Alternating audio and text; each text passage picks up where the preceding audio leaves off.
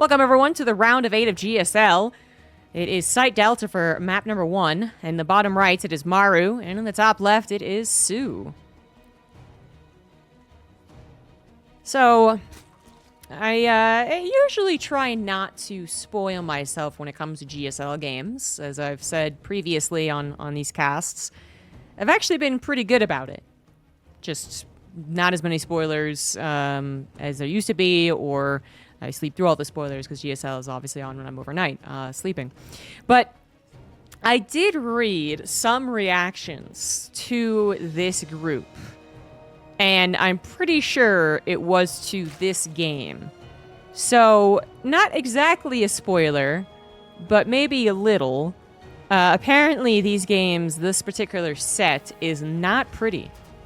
And the good news is, I've totally forgotten who won it, or who the problem child was of why it was so bad. But I would bet money on it being soO, just because soO is the less practiced, more volatile one. He's back from military, so I say less practiced. Obviously, he's still like 10 years deep into StarCraft. But he has always been the weirder player. All roaches, no breaks, and so that can create some weird games. So that's why I'm guessing it's his fault if we do indeed see some weird shit going down. So far, nothing really weird. Maru opening up with the 2 racks in the forward position. As we've gotten pretty used to, this is just something you can throw into a best of 3, 5, 7, 9 even. Well, very few people do best of 9s. We're special. Safe house best of 9 went swimmingly.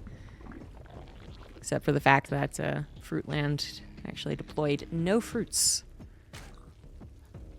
Trigger didn't know that the fruit actually gave money, and Epic was too busy surviving, in his own words. Anyways, unfortunately, GSL has really stopped doing any type of fun maps, which, as we watch this unfold, pretty typical opener for TVZ. Let me know how the sound is, but then also, you know, it is not GSL's fault. If you want to blame someone, you could probably blame Blizzard, because it's also low-hanging fruit. If you blame anyone on anything but StarCraft, you can just blame Blizzard, right? So, but they used to actually make really interesting maps, and all the tournaments used to actually try and make some type of interesting map or slight change on a map. So you'd have the ladder versions, as well as the tournament versions, as well as just maps you couldn't actually find on the ladder, like Fruitland. GSL made that, used it for a while, and eventually discarded it, but at some point, when they become a part of the main circuit, when Blizzard takes control of everything and tries to put everything under an umbrella, they kind of had to tighten up those deviations, since it can create imbalances. And I think there was even some argument about the confusion of newbies watching a GSL and then being like, why am I not playing on that map? Blah, blah, blah. It's kind of sad, because that used to actually be a fun thing about having different tournaments, is that there'd be completely different map rules. Anywho, we do have Reapers trying to go after this hatchery, and it does do a lot of damage. With 4 Reapers, this actually could be killed, but soO tried to take advantage of it. Or not take advantage of it, sorry. He tried to prepare for it, but unfortunately, I'm not sure it was good enough. All 4 Reapers still alive. Excellent control here from Maru. Of course, soO can only do so much control. His queens are off creep, his slow lings are off creep. Finally, they complete with speed, but only after 2 queens died, handful of lings, plus all the lings that had to be made, and only 1 Reaper was exchanged for that. So, while the hatchery ends up living, and with 4 Reapers, there's a chance you can actually kill that. It is with still consequences. soO brought his queens over so fast that I actually wonder also how much of his injects or creep spread was missing. I don't see like too much. I mean, it still is a queen deficit, as usual, so the creep spread will be impacted. And a drone deficit, because the Zerg player had to make what? I guess you usually make some more lings, not just the 6 that you usually build, because, you know, the Reapers are going to be out there, but still. And, oh my good lord, that was 5 Overlords at 50. Oh my god. Okay, well, soO, that's funny, because like, it was kind of when nothing was happening, to be honest. He just did not take into account all of the bad things that have already gone down, so yeah. And then, you know, I guess if you're banking fountain minerals, why not build all your Overlords? Ling's gonna try and get a W here, and they kind of do, but these units are so inconsequential for Maru, who is, well, should probably keep some Hell lanes alive, just because control should be on his side here. There we go. Around the bend is really how you get the most effectiveness out of Hellions versus Lings, by the way, guys. Subscription received. But, yeah, you shouldn't lose that many. And even if you lost 1 or 2 units, which is exactly what happened here, we're still coming off of that 2-queen kill earlier on. All those Lings that now have to be potentially remade, because Hellions are still a threat to your mineral line. And Maru is going into a 3cc setup very, very soon. He's got Stim already about halfway done. Combat shields to come after. Armory already coming down. This was a also fast engineering bay play, which gives you a fast armory, which means you also get Hellbats in your first medevac push with this style, with this follow-up that doesn't necessarily deviate from anything to do the Hellbat push. You know, there's Hellbat pushes that deviate from an economical build. You add in the armory slightly faster, or you add in way faster, like on a 2-base Hellbat. This doesn't really do that. This is just kind of part of your build. And engineering bays actually go into 2-2 and that armory's done. And you see how it times out really, really well. Thank you, Billy, for the 60 months. Safe House was a lot of fun to watch. Thanks to all. And if you guys haven't seen Safe House tournament that I put on, all the VODs are up on my YouTube. Either full VODs, so you can just put it on the background and listen to it, or individual games. And we got all the goals and silly stuff also being uploaded as well. So, not a very pretty game from soO, but kind of on the road to recovery. So maybe not the worst. This creep spread is abysmal. This creep spread sucks. This is actually terrible creep spread, my goodness. I did say those queens dying earlier were going to have some consequences, and I was right. I mean, this is actually almost 0 creep spread, yet look at how much energy the queens have. None. They've been trying their hardest to make up for the losses earlier on, and Overlord blocks that no doubt also blocked further queen production. Not the transfuses would have saved soO here. You just had nothing to work with. No Baneling Nest, no transfuses on the queens, and really no Lings. I mean, you kind of want to have all those things at least available, so when you go, oh shit, like I'm being attacked, you can instantly try and respond. And soO just had absolutely nothing. Truly not a good game of StarCraft from the Zerg's perspective, but not the worst that I've ever seen, actually. Believe it or not, but that was not pretty from soO. Hopefully that was just a warm-up. Game number 2 is going to be an Oceanborn. The bottom right's winning that game 1 rather easily. It is Maru. And in the top left, you have soO. Frankly, not a lot of things happen in that game that were interesting. Unless, by your definition, interesting means really bad play from a pro gamer, which actually is kind of fair. soO not playing up to the standard that he had to be at least to get to the round of 8. He did play at least one Terran, maybe one Terran twice, or 2 Terrans, I actually totally forget. But he did play versus Terran in the round of 16. I remember this because I wasn't super optimistic about his chances, and it actually went okay. I think he played Cure. And while Cure's TVZ is, it's honestly like touch and go. Sometimes he looks really good at it, sometimes he looks really uncomfortable with it. soO looked okay, unless I'm totally misremembering. But regardless, it was not a particularly bad build from Maru. By that I mean like something that would create all these errors. Something that really throws you off. The extra Reaper, 4 instead of 3, hardly counts. Hardly counts. And it looked like even without that 4th Reaper, the queens were already going to die anyway. Just happened maybe a little bit faster. Maybe you could argue that last queen that died wouldn't have, because then it would have had enough health and speed would have kicked in. Okay, sure, we'll split hairs there. But it just wasn't supposed to do everything that it did. Kill those queens, force out the Lings that fast, I guess you could argue. Certainly not going to be to blame for soO's supply block. I mean, you can technically say it was a forced error, I guess. But in the game of Korean StarCraft 2 and the GSL round of 8, I would say that was not a forced error. But to me, a forced error is literally like you are doing too many things at once applied by your opponent to you that inevitably, you can give a little pass on some mistakes. I mean, that was after he had already dealt with the Reapers. He was chilling, and I think then is when he really got supply blocked. It does happen rather quickly in his defense as a very, very pathetic Zerg player myself. You build 6 Lings, you build 2 Queens, or 3, I guess, 3 hatcheries, 3 Queens, boom, suddenly your supplies are already gone. But soO is not a abysmal Zerg like I am, so should not be doing that on a regular basis. And all that combined together really did affect that final push, which is a totally normal push. Again, it has a little bit of spice on it because that armory comes in at such a convenient timing. But that is not unexpected in this meta, in this day and age. Anywho, moving on from that last game, hopefully soO is as well. We got that third base under attack. This is already more damage, I want to say, on the third hatch than it was last game. Those queens seemed like they were already trying to respond by the time the third Reaper was really adding in the damage. Here comes the fourth. I do believe, yeah, I mean, I think the Reapers are doing way more damage to the hatchery. That doesn't necessarily mean they kill it, because the queens do come over. You can see one inject, one creep tumor, which is about what you'd expect from two queens start things off, but then maybe the other injects do get a little delayed because you got to pull them to help out. One Reaper does go down thanks to the queen's target fire. A couple lings falling as well as a drone or two.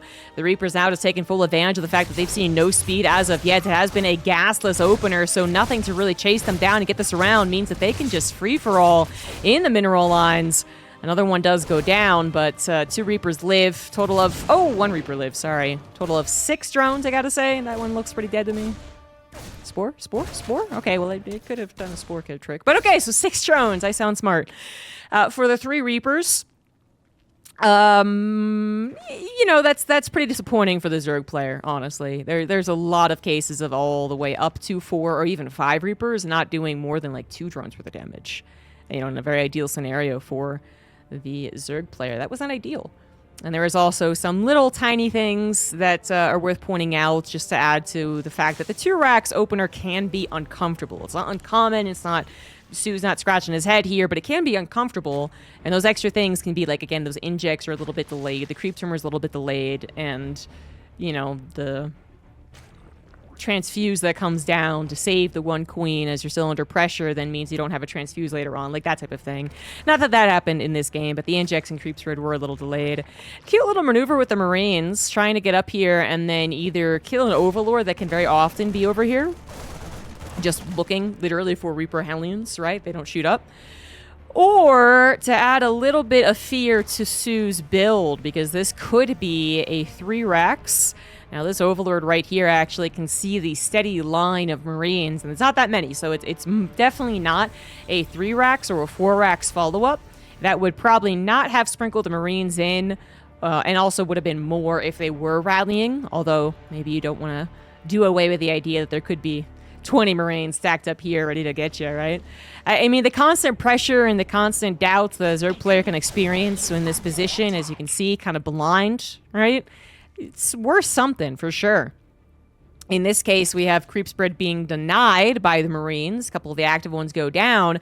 But then we also have soO really stacking transfuses. And I was wondering if that was for a Nidus, actually. But that layer obviously is only just started, so definitely not. I mean, this is just fear, I would say. It's just fear. There's no more creep tumors coming down. Finally, as the roaches provide what has to be protection. It'd have to be a lot of Marines, probably with medevacs as well, to really tear through this. Although they do have stim, and stim Marines are quite a thing.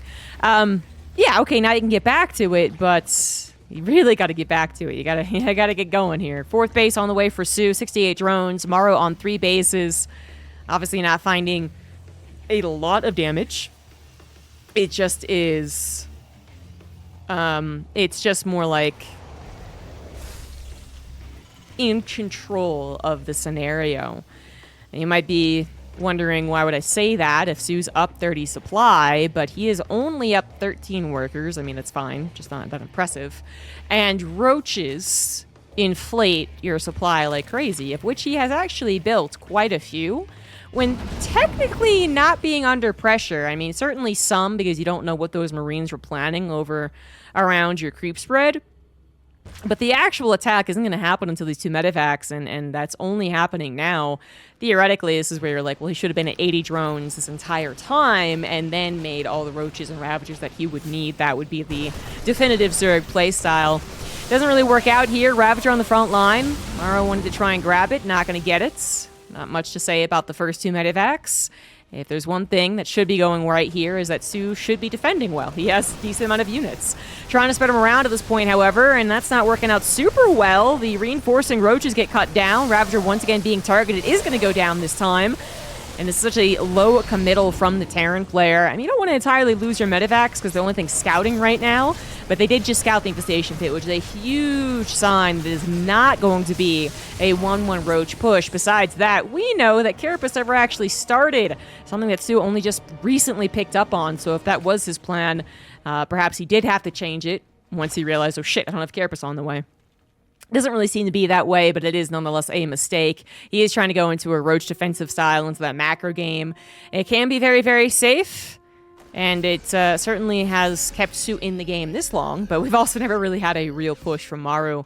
It's finally getting built up here. Lots of bio marauders coming in, obviously. Tank production, as he knows that it is roaches.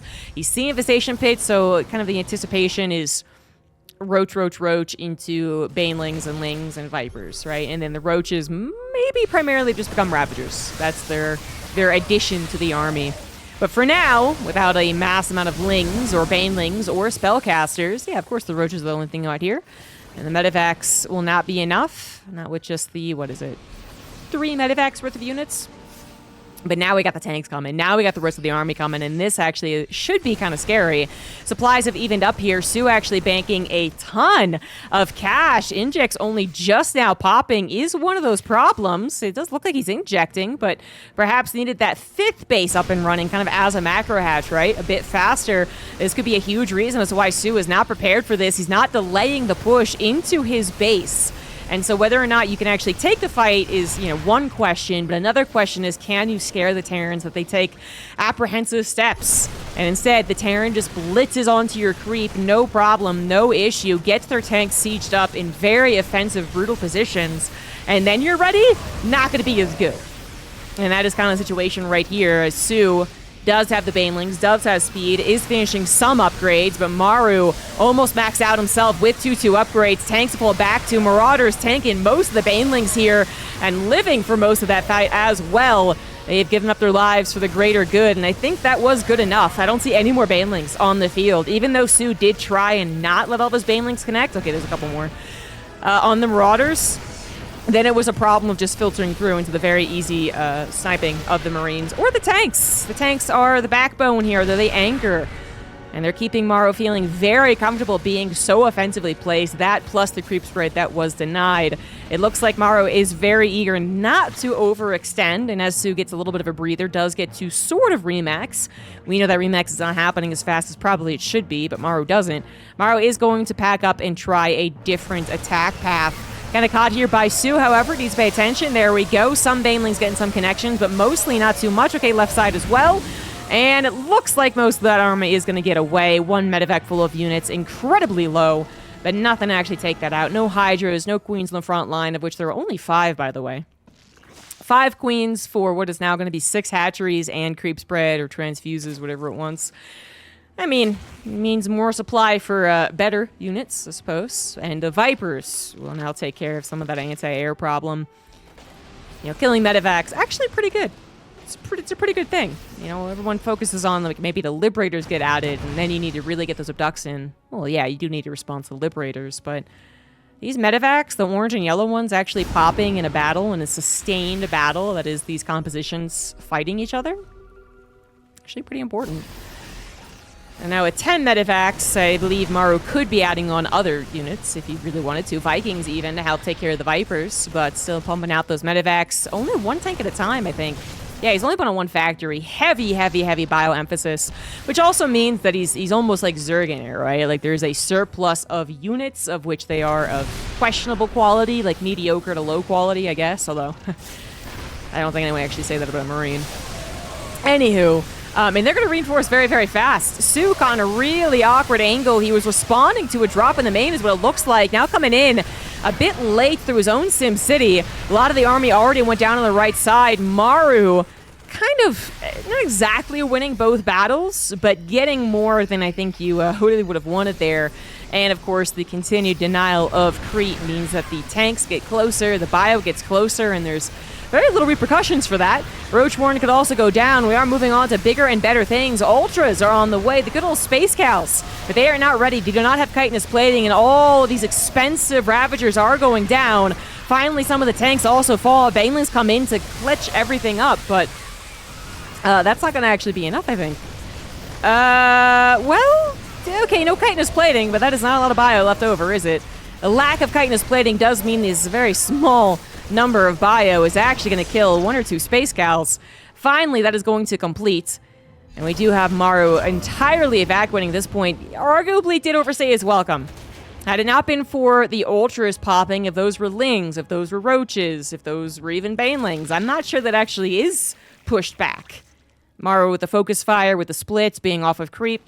Pretty much only the Ultra is going to come in and save the day against what was left over Marines. But at the same time, those Ultras pop, and they get their upgrade. We also have Ghost accumulating, already up to the number of 9 versus the 8 Ultras. soO finally able to spend his money, obviously. Ultra production makes you look like a good spender. No doubt about that. And still, even banking some money, because the larva is still an issue. You're going to keep an eye on that every single time, especially if things continue to be back and forth. Then larva could be an absolutely huge issue. Unfortunately, those banelings, that could actually kill the ghost, and the planetary is also not going to fall. Oh, a colossal waste of life from the Zerg player. And now, of course, Maru is eager to get the counterattack in. He just killed a couple of Ultras, and he now has a good army against Ultras as well. Although he is missing any amount of splash, so keep that in mind as the Baneling count might be growing here. Only 11 coming in now. It's not a lot. And it's too late to save this hatchery. Hatchery's going to go down. Drones might survive. Ultras on top of another planetary do successfully kill that. And it looks like nothing here to defend. Not much anyways. Ghost going to get one snipe. Tanks come back. And these are weakened Ultras, so probably don't want to actually tango here, but a distraction as well. Bioarmor on the right side needs to be picked up here. Too many Banelings for the Ghost to tank. The Parasitic Bomb, not going to happen. So you could see actually just noticed as he returned back to look at that fight. soO holding on to a 20 supply lead. Not doing terribly here. Parasitic Bomb, excellent micro from Maru. Not to let that do a lot of damage. This game is not over yet, but Maru is, I would say, still in a more secure position. Those extra command centers coming in for base mining is already like pretty steady anyway, although we are approaching 15 minutes, so you can see the main and natural starting to mine out. If you cannot get a 5th, there we go. If you cannot get a 5th base up in the next 2 minutes, well then yes, I would be very concerned, but Maru is back up in the supply. soO also in need of another base, and this one is going to fall. Top right one not yet remade, so we have 82 drones, not necessarily mining to the best of their ability. You should see a drop-off, actually, on the mineral income compared to the mules that would probably be slapped down, actually. No mules as of yet. Ghost coming back to respond to the Ultra run-by that tackled a planetary, a purely defensive planetary, which I actually quite like. Infestor has made an appearance, and that's getting a little concerning. Nice on the tanks to actually take that down. Good focus fire, actually. Only one Infestor able to help out here. Bit of a concave, bit of a split. Ghost types coming on through. The Ultra is starting to melt, but where are the rest of them? The Ultra's in the red. However, the Ghost without snipe, only their regular attack, not able to take on the Ultra. I mean, I actually don't even know how many regular attacks from a Ghost it would take to kill an Ultra, but the answer is a lot, apparently. Finally, the snipes come in, the tanks help out, and soO is the one that overextends. He does not have a huge bank, guys. Not only of the larva, which, yes, he also ran out of, but also the minerals. He is not mining almost at all. That's what it feels like. It's somehow he does still have 2,600 per minute. Long distance mining, plus the remnants, plus this base finally getting up and running. Just kidding. Only for 30 seconds, then it's already going to go ahead and die. Drones once again going to try and be evacuated, but soO is reinforcing the defense here with almost nothing. I mean, everything would have to make the best connections ever, and already that fungal is taken out of the equation. Word of Mind Splash! Wasn't too bad. Did help kill a couple of medevacs there, but the split is going to be good. The Ghost will tank a decent number of Banelings, and that looks like it will be that. I will definitely say that Game 1 was not a pretty game. The Game 2 was actually okay. I don't know. This didn't, this was actually kind of what I expected. soO maybe 1 or 2 moments, and then Maru overall having the control over the game. 17 minutes in, Maru will get the 2-0 and advance to the winners match. And now we have our preliminary match number 2. In the bottom left, it is Byun. In the top right of Alcyone, it is Cure. So we got 3 Terrans and a Zerg in this group. So expect a lot of TVT, especially because soO did not look particularly good versus Maru. And even though I guess he did, again, I'm pretty sure he did face Cure, and he did do okay versus Cure. Cure's TVZ probably his worst matchup. Yeah, probably. And he still beat him with it last time. So I'm pretty sure Byun and Maru are almost guaranteed to beat soO. Twice, if they have to, you know. And then it will come down to who has the better TVT, in which case we have basically the top 3 TVTers in the world in one group, so that's always interesting. You could argue that Clem should be listed up there because he has had pretty killer TVT and has actually now taken down many of these Korean Terrans, which he used to find impossible to do. A year ago, it was, you know, Clem's really good, but TVT versus Korean Terrans, well, you can argue that whichever side you want. The point is, you could definitely say these are the 3 best TVTers in the world. They have a beautiful little, not Venn diagram, but a little like A beats B beats C, which C equals beats A, you know, that type of situation going on. So that's always fun. In this case, you know, Byun versus Cure, we're so often talking about their respective styles versus Maru, as he's kind of the top dog TVTer, but when you actually face each other, I would say that you kind of have a similar narrative to Byun versus Maru, which is 8 racks versus 3 starport, the fast action RTS, versus the slower TVT, one of which maybe Maru is also trying to make a comeback happen. You know, that's why he plays a lot of defensive TVTs. He actually can be overpowered in the early and mid game and have to crawl his way out of a hole. But I think Cure, you know, even though he has his own style and his own play, and he does play differently than Maru to an extent when they face off in TVTs together, if either one of these guys, Cure or Maru, are facing Byun is pretty much guaranteed to be the fast action guy. He will be on your ass the entire time, dropping, harassing, maybe even 2-on-1ing, although he hasn't put that out in a long time. But certainly, as the game goes on, almost always every time into the 8 racks.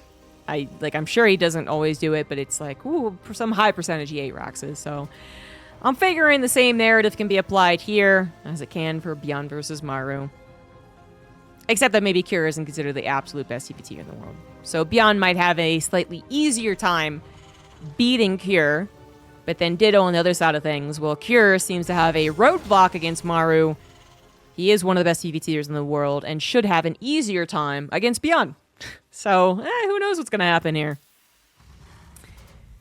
Maybe my whole, like, A beats B beats C, C beats A thing doesn't actually work. Maybe Maru just, like, beats both of them all the time. But whatever. We'll go with it. We do have the builds now fleshed out as well. I was talking nonsense here. It was a very safe defensive build from Cure. He actually added a bunker, which isn't totally common in TVT, but it obviously is a very easy way to deter a lot of the aggression. 1 bunker, let's say minimum 2 units inside of it, and then every other unit goes to the high ground. The Reapers can't join up with the Hellions in any significant way, and you have defended. Byun, not bothering to do the same thing, obviously was the one that was hoping to be aggressive a little bit, has actually gone into, kind of funnily enough, I was like, he doesn't do 2-on-1s anymore. He actually is. Now, obviously, it's not the streamlined TVZ 2-on-1 that used to exist. This has the factory providing at least a couple of Hellions and a Cyclone, but it is still, across all the TVT build orders, really the closest you're going to get to a 2-on-1. The emphasis on that stim, the emphasis on those medevacs, and being the guy who flies around and annoys your opponent like a hornet. Cure is just some guy chilling in his backyard trying to chill out. Kind of. He actually is going something aggressive himself. 2 Cyclones in the medevac. Might actually... This could be kind of funny. Yeah, I think he actually was using that almost defensively initially. He's like, well, certainly Byun will go for a medevac drop, because that is a lot of TVTs in Korea. A lot of TVTs go into a medevac drop, and then they might differ as to what's in that medevac or what the follow-up is, or the very, very tiny details of how they got into it. But medevac drops absolutely are an opening. And so funnily enough, Kira might be thinking, well, he's going to do it, and I'm going to be able to respond in kind with my own boosts and my own cyclones.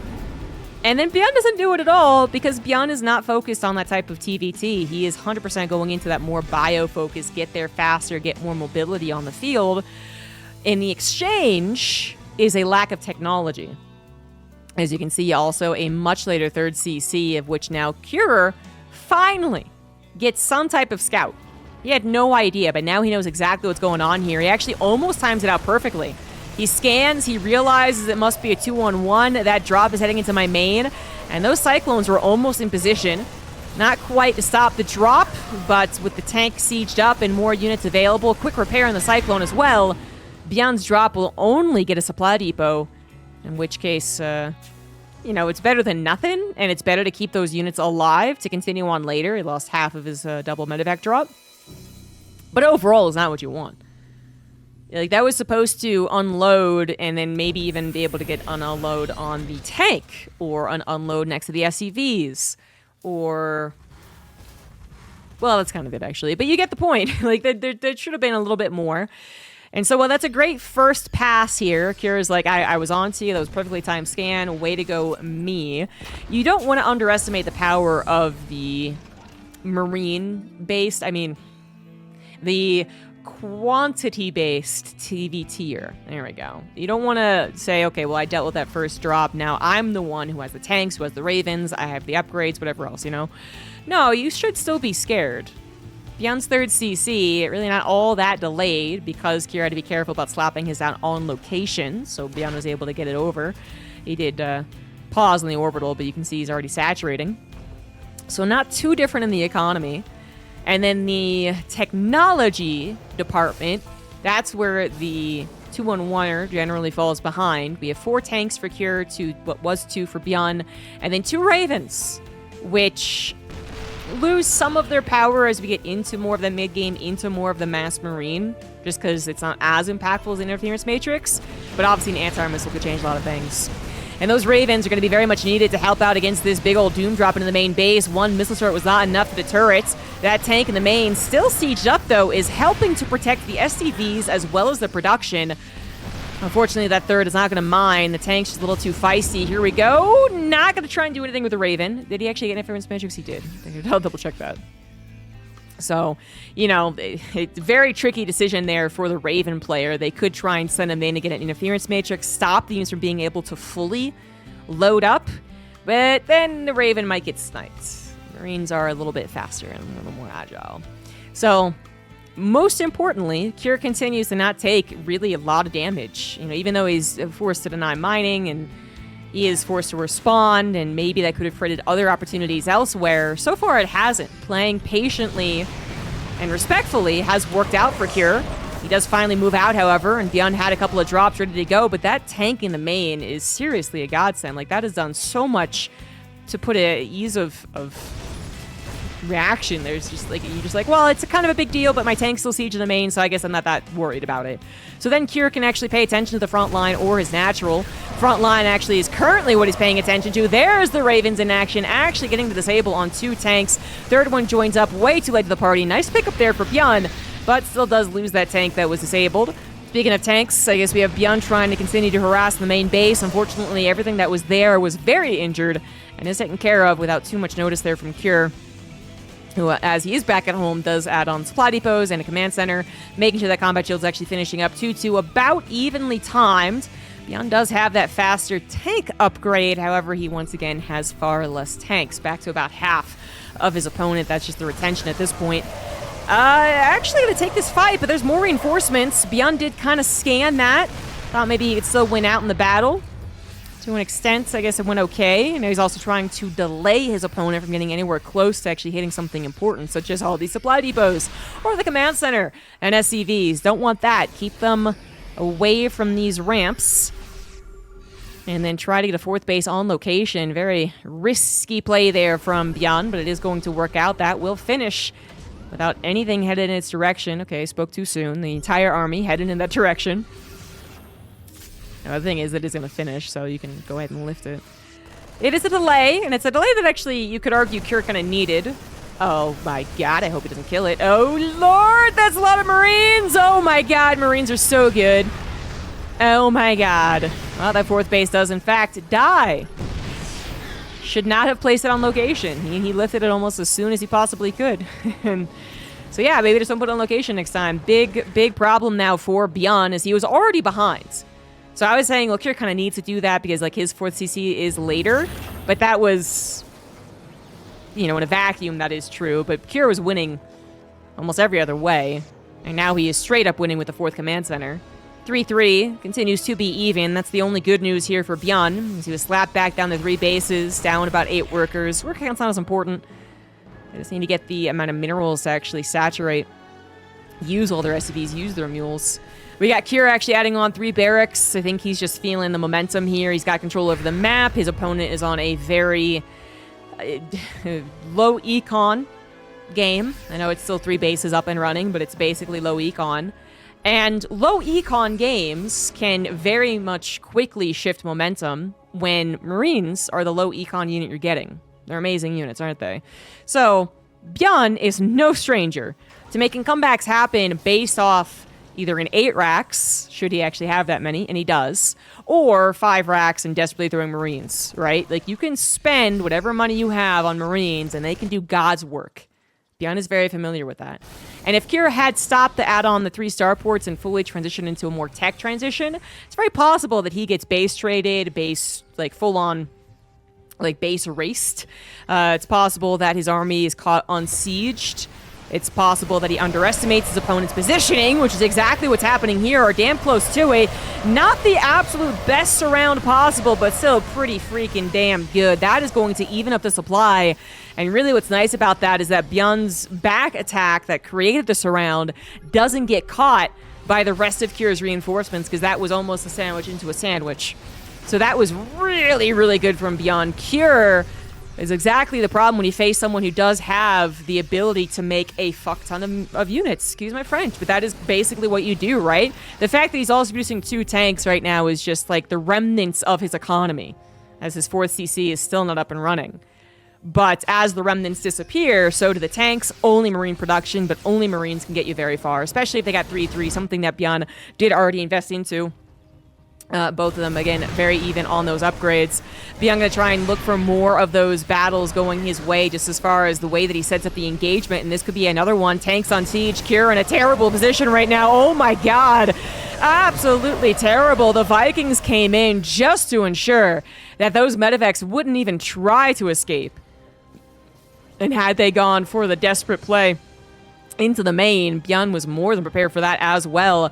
He's doing this while basically double expanding, guys. He took a chance. He put 800 minerals into his economy, then maxed out, and that has paid off. Double expand coming up here for Byun to finally match Cure's base count once more. Obviously, Cure has had some... Oh, well, I was going to say some time to be ahead, but actually, not so much. I'm actually wondering how and why exactly that happened. I think I'd have to go back and look. It's very possible he didn't actually transport his SCVs, so there was a lot of...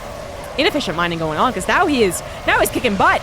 But it's as Byun recovers on his economy. We do have a fight that Cure is the one who took.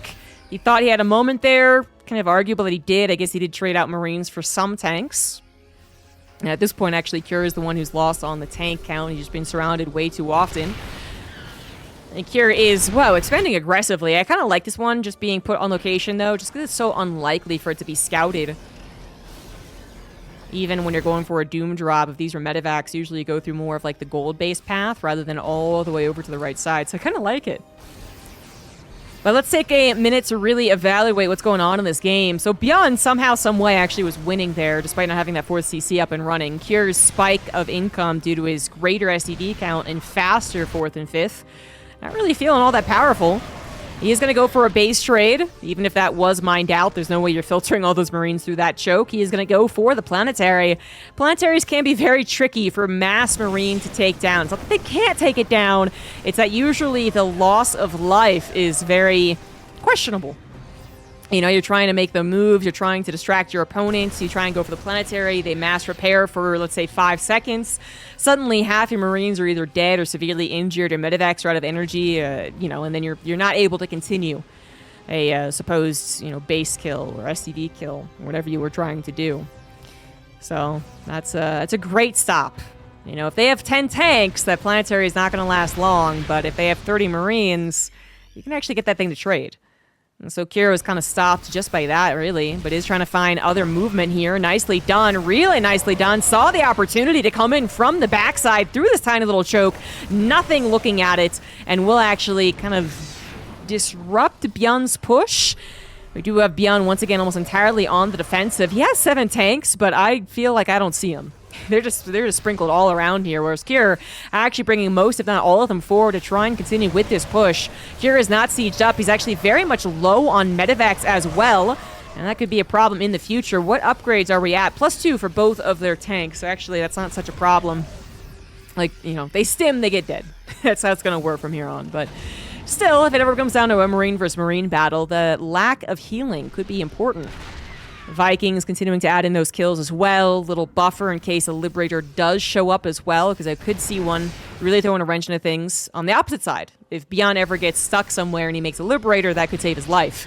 Now, this is a very bold move in here. Cure doesn't care about that tank. Just let it trade it out. And is going to move through the gold minerals once more. It would be lovely to have a tank. Actually, I don't think it actually would reach from here. Yeah, a tank, like... Oh, I would reach from there. Yeah, there's no way to really... Unless you are taking your own aggressive stance to block that out. But hold on, speaking of aggressive stances, we did have medevacs go across the field. Totally missed that, my bad. Not an uncommon maneuver at all, I just missed it. And Byun hoping to get a distraction as well as some big kills, if possible. However, even though Kira was doing a lot of rallying, a lot of the ants across the minimap right here, he actually had enough to defend that. Start ring on the main base as well, stopping them from doing any further damage. Planetaries on the outside with the building upgrades too. Cure in a bit of a lead. Slight lead. As far as the worker count, that is it. And he does have an extra base that you can see in the minerals. That's certainly making up for a whole lot. Byun's best attribute here might be his 4 Vikings, honestly. They are pretty helpful. But unfortunately, he is on the ropes. He's not tired and passing out and dying, but he is on the ropes. So he is the one that's going to have to try and make some room for himself to feel a little more comfortable in this game. Cure, not able to just force feed his opponents a bunch of Marines to victory, is going to finally add on those starports. I mean, they both are actually very capable of doing that. Oh, Byun gets another command center kill. That was just very unfortunate timing. Couldn't blame him for thinking he could sneak that one out. Not the case. 3 medevacs will continue to run around, and it's just like 3 medevacs of Marines. Sounds like a lot of units, but I mean, tanks cover units to an extent, right? In general, splash. But then also the amount of Marines he just has in general is pretty insane, 76. He will start to trade those out for those special starport units, and it'll be more like a mech composition as time goes on, starports and tanks. But for now, those Marines doing their job. Cure should be hyper aware of this possibility. It's why he's got sensor towers every which way that we look. Planetary is not going to be mass repaired. Okay, a little bit late to that, but like I'm saying, even just a little bit of time on this. And this is with the building armor and high staccato tracking. Oh my goodness. Not only created those Marines, made them weak, but it also bought that time for the tank Marine army of Cure to actually return home and deal with everything. This is while he has tanks still out in the open. Not actually maybe the best move, but we now have also a war of multitasking going down. So there's a drop in the main base of Byun he had to go deal with. But yeah, multitasking is going to be an issue. It looks like Byun did just go ahead and get that one Liberator, and it is kind of helping him out here, but Cure kind of getting the benefit of some of the timings, right? He caught the planetary, he caught the defense of his own planetary, he caught his tanks being protected, so only one was lost instead of all 3. It feels like he's in the right place at the right time more often. You could say that's luck, you could say that's skill, a little bit of both probably. And of course, he's doing this all while having a base, which again, is not actually winning him the income war, as Byun finally also gets another base up and running, and just, I can't imagine it's like better saturation, right? Like, I feel like the numbers are lying to me. Anyway, but as, well, I would say it's not known. There's a sensor tower revealing it. But anyway, it is a safe point for all the SCVs to move to should this base, for instance, be tackled. And I think we finally did have those SCVs transfer, so looking a little bit better there. Byun has, despite losing more command centers than his opponent, actually kept a lead on the income for the majority of this game.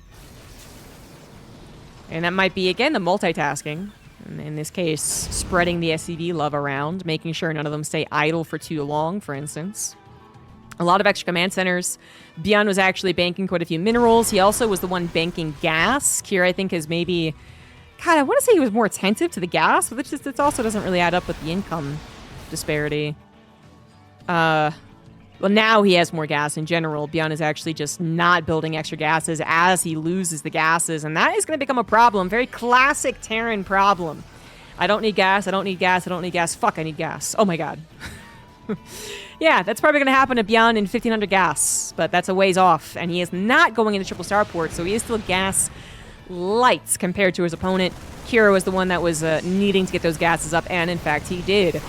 We also got Ravens being produced over, you know, Viking Liberator, so those Ravens going to anti-air missile as well as disable all the tanks. And without tanks, Byun is fighting an uphill battle as he will always, well, unless the Ravens die, he will always be in an upgrade deficit with the anti-armor missile. So he's not going to be winning those Marine versus Marine battles. This is a quite extended TVT. Almost non-stop action, looking a little bit like a classic Brood War 1-2, with tanks just being left in the middle of the map. Would love the addition of missile turrets. I mean, really just go full Brood War, right? And it's not like it only ever existed in Brood War, but to me, it's really the image that sticks out in my mind is just like 20 tanks covering an entire middle lane of a map, and then, well, medevacs flying around. Or in Brood War dropships. Almost what we're having here. Almost. You know, clearly this is a very integral area to their plans, as it covers as Alnaga. You don't want to let them have it and you not have it.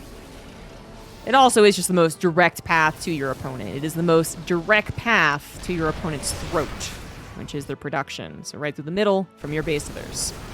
And if we do get there, whoever loses their production will probably lose. We're nowhere close to that yet. Still kind of a stalemate in the middle of the map. You're actually lower on the supply, but making more headway by the looks of things.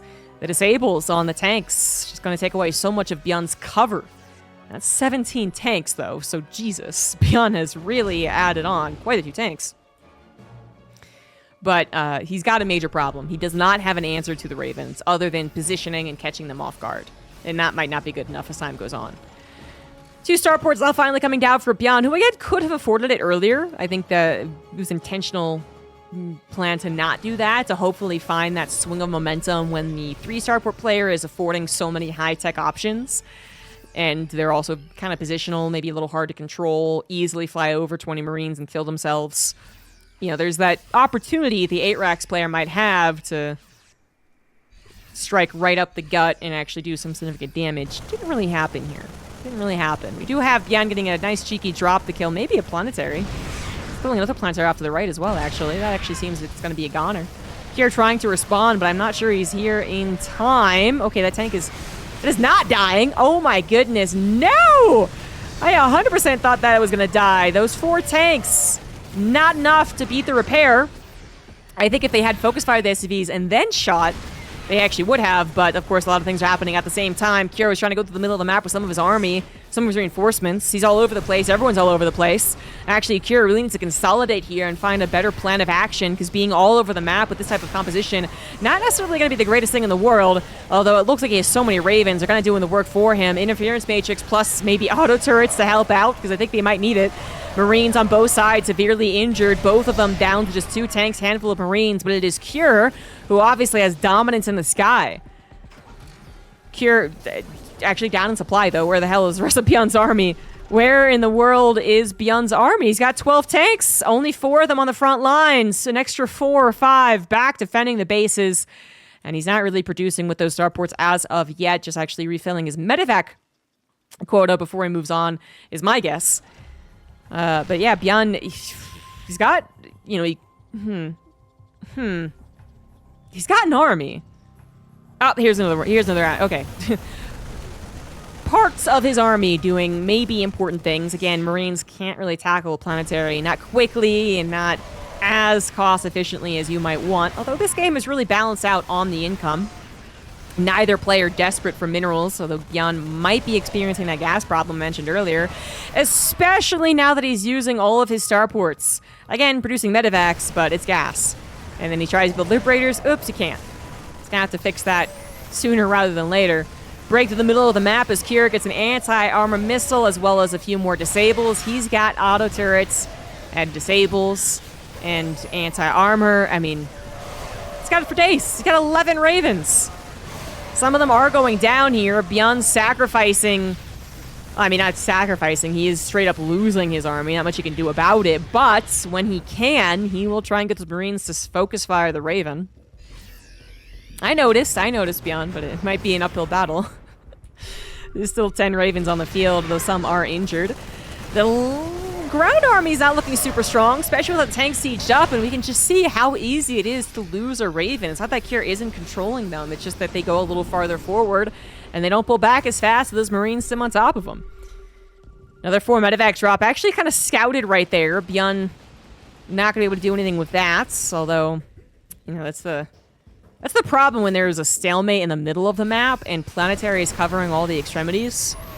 If you're going to go for a Marine-based counterattack or desperate dive through the middle of the map, you're bypassing all the Planetaries. You are trying to literally get to, like, their third. That's a lot to ask for when Kira has the middle of the map covered, as well as sensor towers. Now, he is lacking some on the left side. That's not necessarily an issue for his defense. It might be an issue for his offense, though. That's a freebie orbital that could be killed, and Kira simply does not know about it. He is much more focused on the main engagement. Actually going to go in here. A couple of tanks still active in the battle, however, and Kira, not realizing, of course, there's a lot more Marines off to that right side. Byun realizes that maybe he can hold thanks to the Planetary. He's going to go for the actual trade on the command centers. SCV's going to fall as well. Ravens in the sights, too. The orbital might be it. Might be time to skedaddle. It is indeed time to skedaddle. 16 SCVs go down. We have Cure down by 14 SCVs, but keep in mind that is more army for him. Now, he is running out of minerals. Byun starting to really decrease on the amount of minerals received as that bigger bank. And just got away with this orbital, man. That is actually a gut punch. Cure could send 5 Marines over, medevacless, and kill so many SCVs. That is going to hurt watching the replay. I don't exactly know what happened over the right side here, but it looks like Byun took down a couple of tanks. Can try and save his medevacs. Kind of did. 5 medevacs after 3 starports worth of production. Just shows how much Kira is picking them off with these Vikings. Liberator harassment coming into play. We do have some missile turrets for that exact reason. But Marines have to do the trick this time around. 3 medevacs off to the right side for Byun. Again, he can't tackle this Planetary, but continuing to hit the orbitals. The soft spot might be the good idea here. Kira actually going to go for the attack through the middle. He's been inching ever closer to Byun's actual bases. And yet not quite there at any time. This gold base, surprisingly, mining most of itself out before finally being put under siege. And that third base, well, hasn't been doing anything for a long time, has also not died, despite its vulnerability. Marines did unload onto that orbital, as I said. Byun just picking off the weak spot every chance that he gets. Kira does have some defenses as well as extra bases, so if he wants to take the rest of the gold, he can. Not a big deal. Both players denying each other's gold to an extent. And what is the income now? We got Kira. Now, should be spiking. I'm not sure where, but he does have way more minerals coming in. Just dropped some mules, or actually saturated some of the bases. Oh, there they were. There were all those mules. Yeah, there we go. I was like, he was losing, and now he's spiking. And again, he is losing. But they're both maxed out. They're both building a bank once more. The theoretically superior army would still be Cure's with the spellcasters involved. 1 Raven got shot down there. But finding that perfect position, finding that perfect fight, it is difficult, especially when Byun has a little bit of wiggle room. He can throw bodies around the map and still replace them. 2,000 minerals in the bank. So that's going to ensure that Kira is either distracted, not on his side of the map, constantly wasting Raven energy, constantly trying to protect them as well as a huge APM sink, I would say. You don't really want to attach them to your main army hotkey either, just asking for its loss, Couple disables does the trick here, but Kira will lose a Planetary as he strikes to the middle once more. Kira really wants to go for the throat. He really wants this to be over. And yet Byun is consistently able to hold, and every time he holds, he also gets a crucial kill on a command center, on SCVs, even finding some tanks over here. And now it is a, well, maybe problem. Byun did lose a handful of his own army, and only now using the rest of his bank. But Kira does not have a lot of economy, needs to make sure that Byun doesn't either, so finally getting rid of the gold base as well as maybe killing some orbital commands. Byun going to take a cheeky base up to the top left, however, and that could be his savior in this game. He is on the ropes once more, down a couple of army supply units, very unhealthy. Medevacs just constantly being picked off. And again, always out upgraded thanks to the anti-armor missile. If the tanks are siege, if the Ravens are being paid attention to, oh no, then Kira's army is better, but he just lost all but 2 Ravens right there. He was controlling the Vikings to try and shoot down some units, but he did not control the Ravens, and now they are gone. Tanks slightly on siege, now all 5 in the action, but it's just so little to protect them. The concave is good, but Byun's supply still in the gutter. More reinforcements coming in here from Kira, taking advantage of the choke as well, and Byun does not find the escape that he was hoping for. He thought that would, well, he hoped that would be the break that lead to the chasing of the reinforcements, that lead to the entire backing away of your opponent, giving you room to breathe.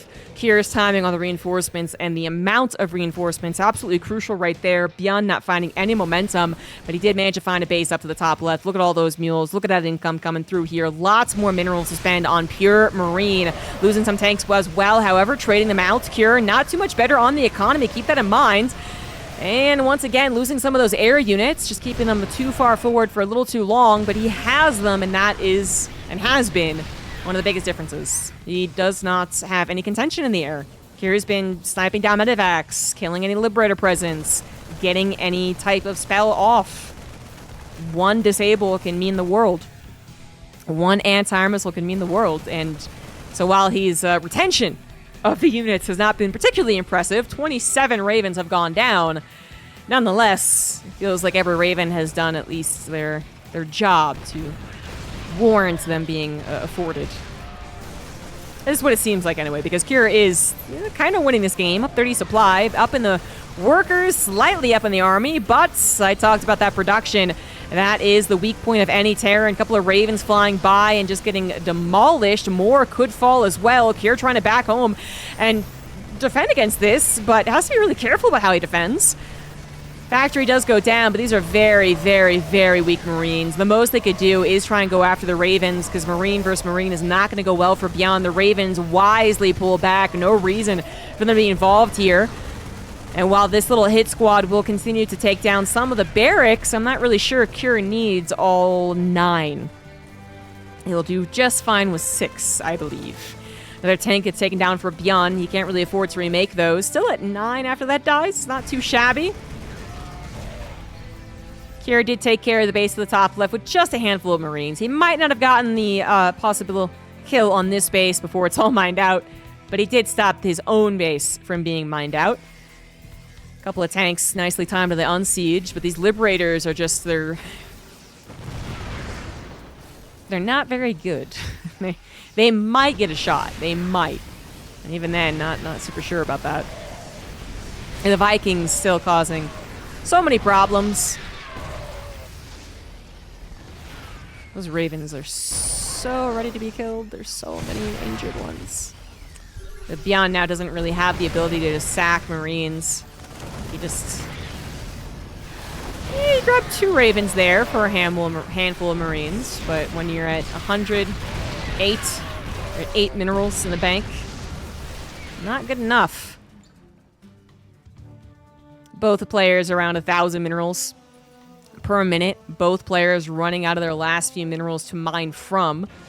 Kira having demolished his opponent's attempted steal, now takes what is rightfully his. A whole lot of mineral patches and a rich Vespian geyser. Should he need it? He definitely doesn't.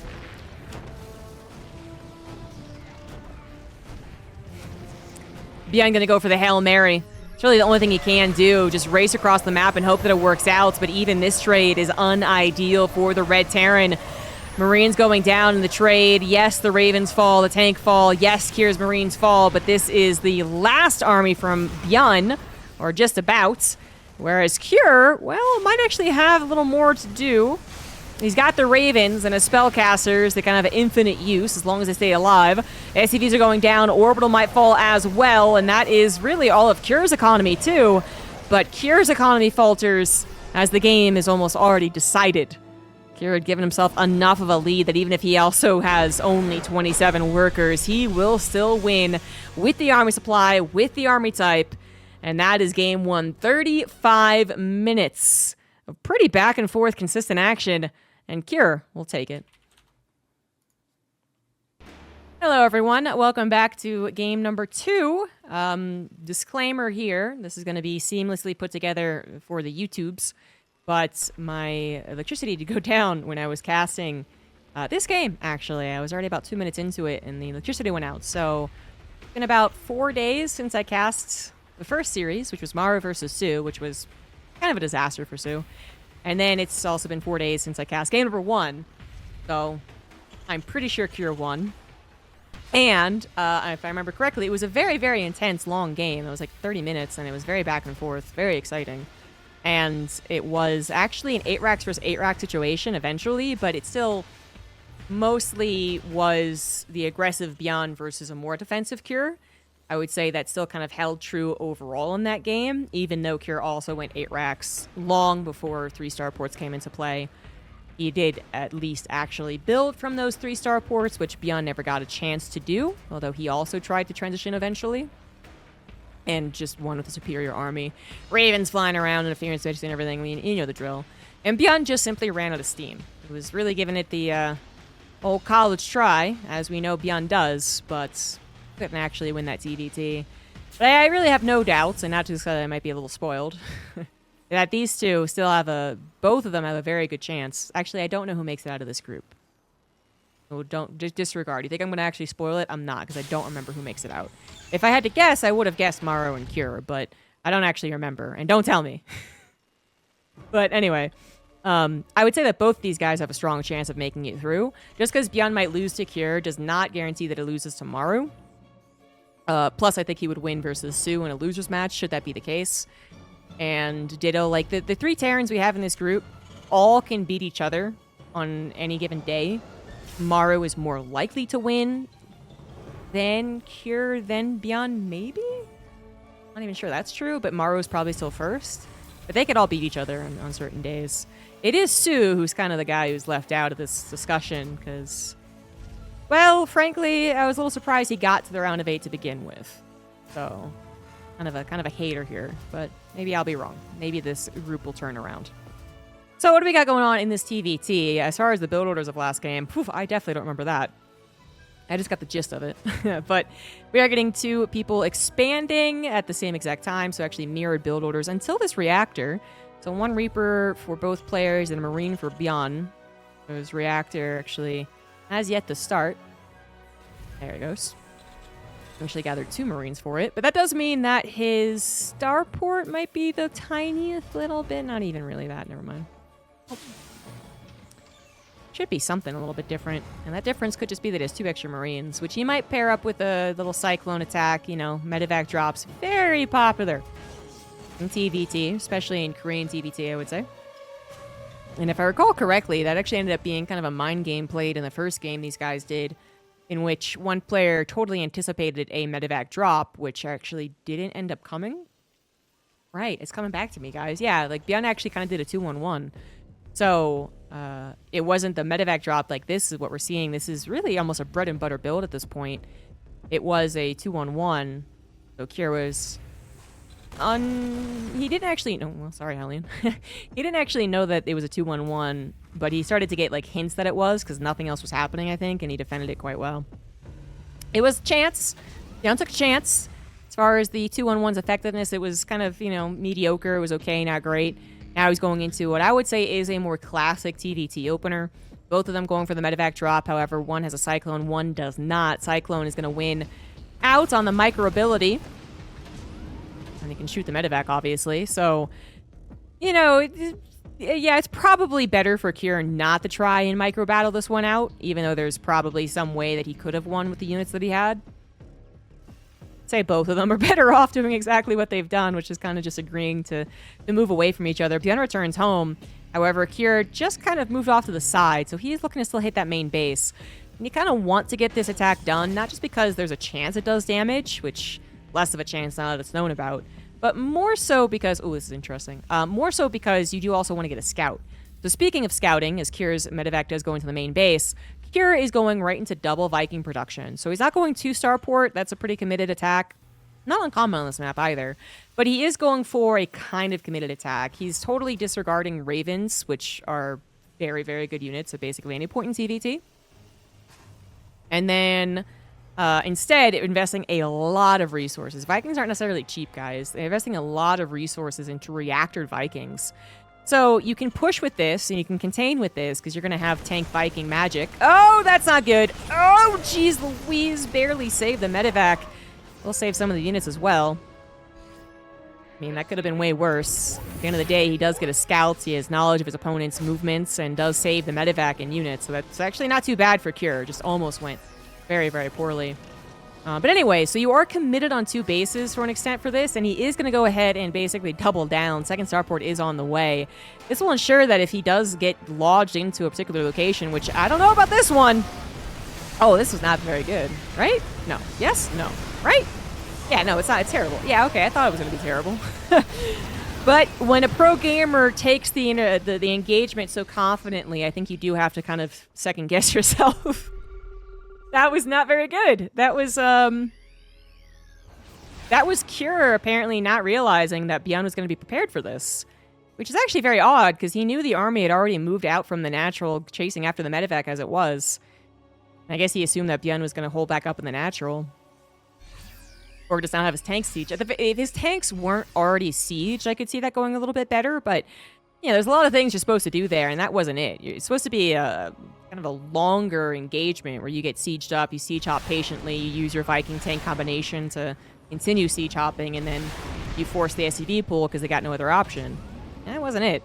Byun, without even knowing this was on the way, by the way, he has 0 scouting. But he might know this is a common strategy from Kier on this map. Totally demolished everything about this. And this is a very difficult place to recover from because you are moving on to a more mobile, more massable type of army at this point. And the high technology of Kier doesn't really cover the lack of units. The lack of units, the lack of stim, the lack of combat shields.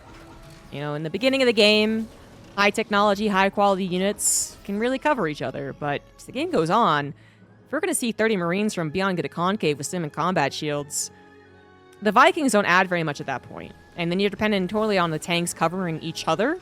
You don't have that many tanks early on. So very, very difficult position for Kier, who really needed this to be happening right off the bat.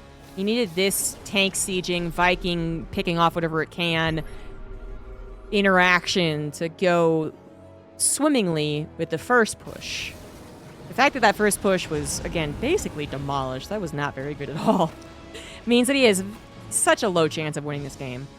Byun already getting his 3rd CC on location is also a bad sign. You'd want at least for them to be kind of scared of doing it. Byun's also going to go ahead and actually try and ensure that he doesn't lose the air war. I think either option would have worked, honestly. Either going faster into barracks production, because he must have delayed it for the Vikings, or going into Vikings himself. But he chooses the Vikings himself, and he does have faster reinforcements, so if he wins the Viking war, well then obviously there's no way for Kier's army to do what it does. And yeah, I know the Vikings are going to make it easier to deal with Liberators, which is one thing that you have to be concerned about as the defensive player. But again, if Byun is able to get up to like 40 Marines with combat shields, a Liberator is not really going to be what stops them from overwhelming you. And it looks like Byun handled the defense with the Vikings primarily and was setting up a little bit of a run-by. Marines just stimming and gunning in here. Kills 16 SCVs, 18, 19, 20, 23. That's going to be it. The land engineering base, lots of lost mining time, more SCVs going down. I think a very successful run-by that has brought Kier all the way back home as well. Kier knows that he's in a lot of trouble. There's really no follow-up to the 2-starport, I would say. It has to be one of those weird games where you do get the 30 SCVs killed thanks to the SCV pull, and then Byun immediately counterattacks, and it's a little bit of an action-packed game. Okay, yeah, then maybe this two-star port goes into a longer game, but generally the two-base two-star port's kind of an all-in. Here just saying this game because I suppose why not, but I think he knows he's in a pretty bad situation. Maybe it was recoverable prior to the 30 SED loss of Cure, but now not so much. A little jump on Byun when Byun wasn't paying attention. That's always nice, but is it enough? He's going to have to do something like this and then immediately run up the middle of the map and get on top of that production. It's really the only way this game's going to turn around. Doesn't seem to be happening anytime. Cool.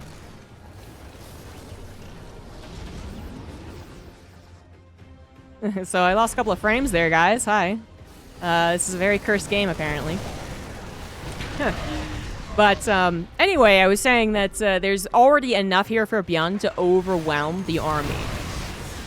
Even before he was at 160 supply, I think I said it when he was at 130 or something.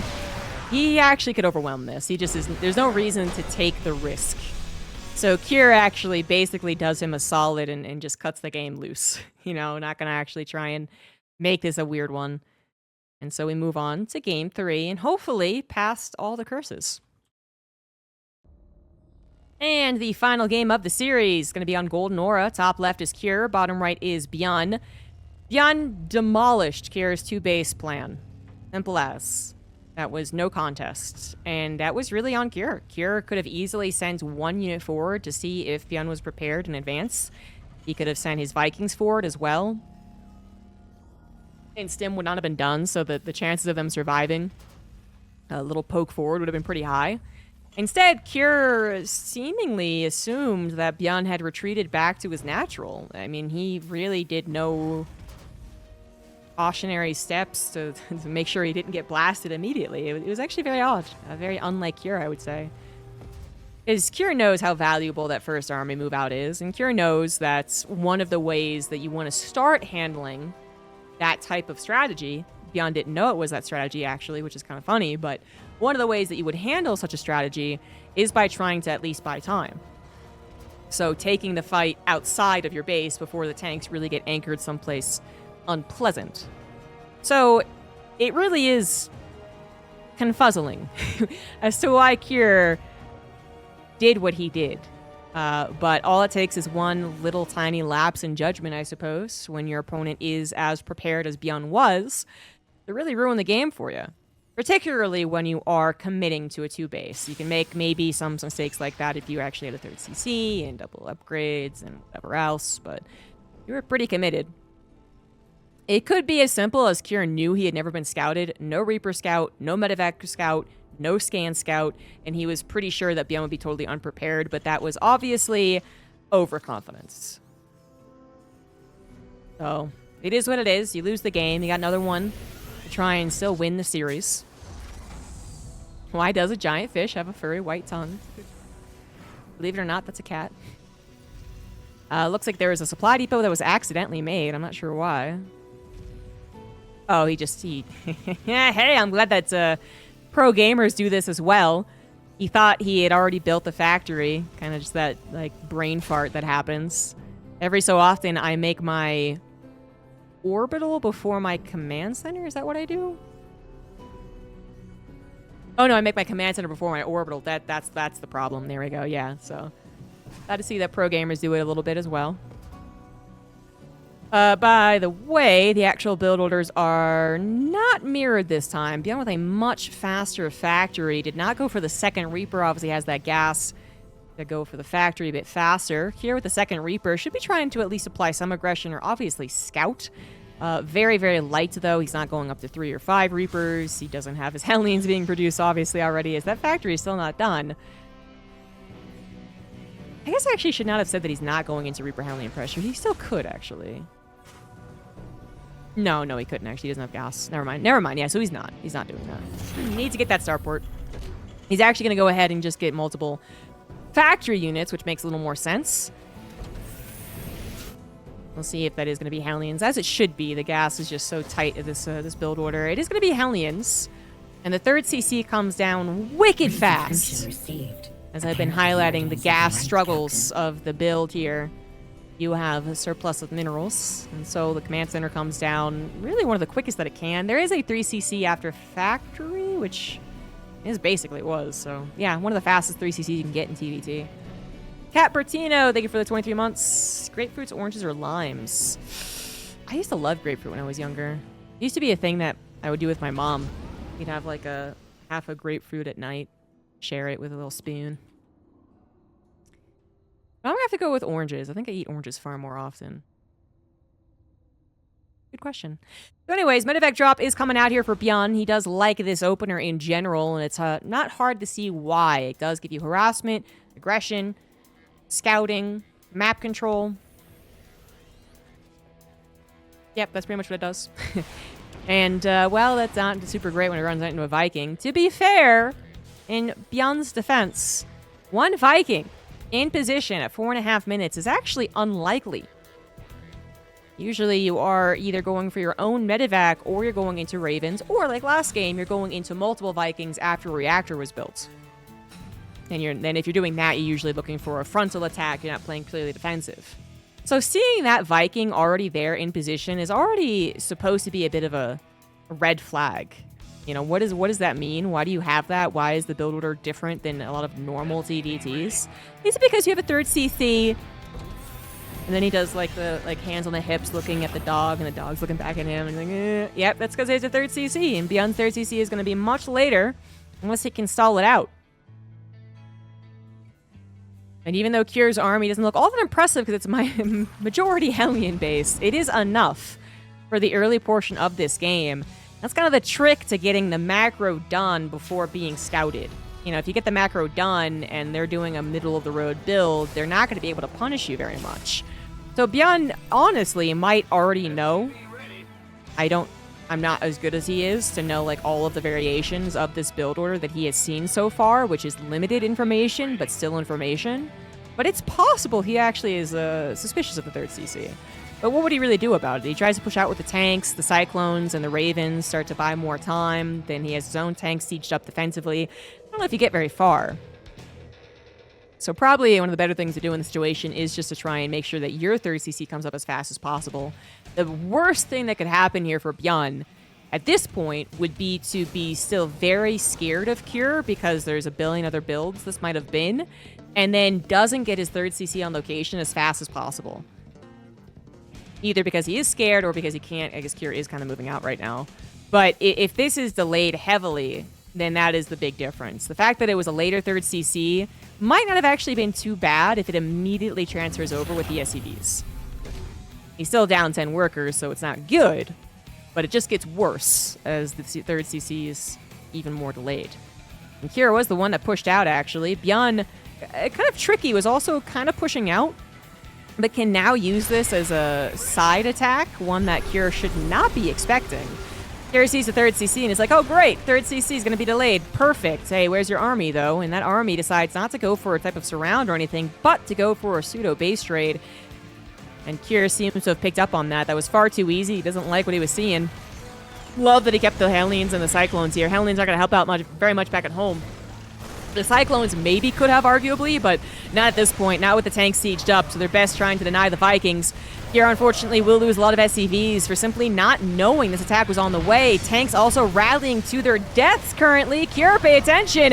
He's paying attention to the Marines and his natural, not the reinforcements coming back home. The Hellions, weirdly enough, do help out, so kudos to them. And this will be cleaned up. The question now is, was the damage appropriate for the severe lack of economy from Byun?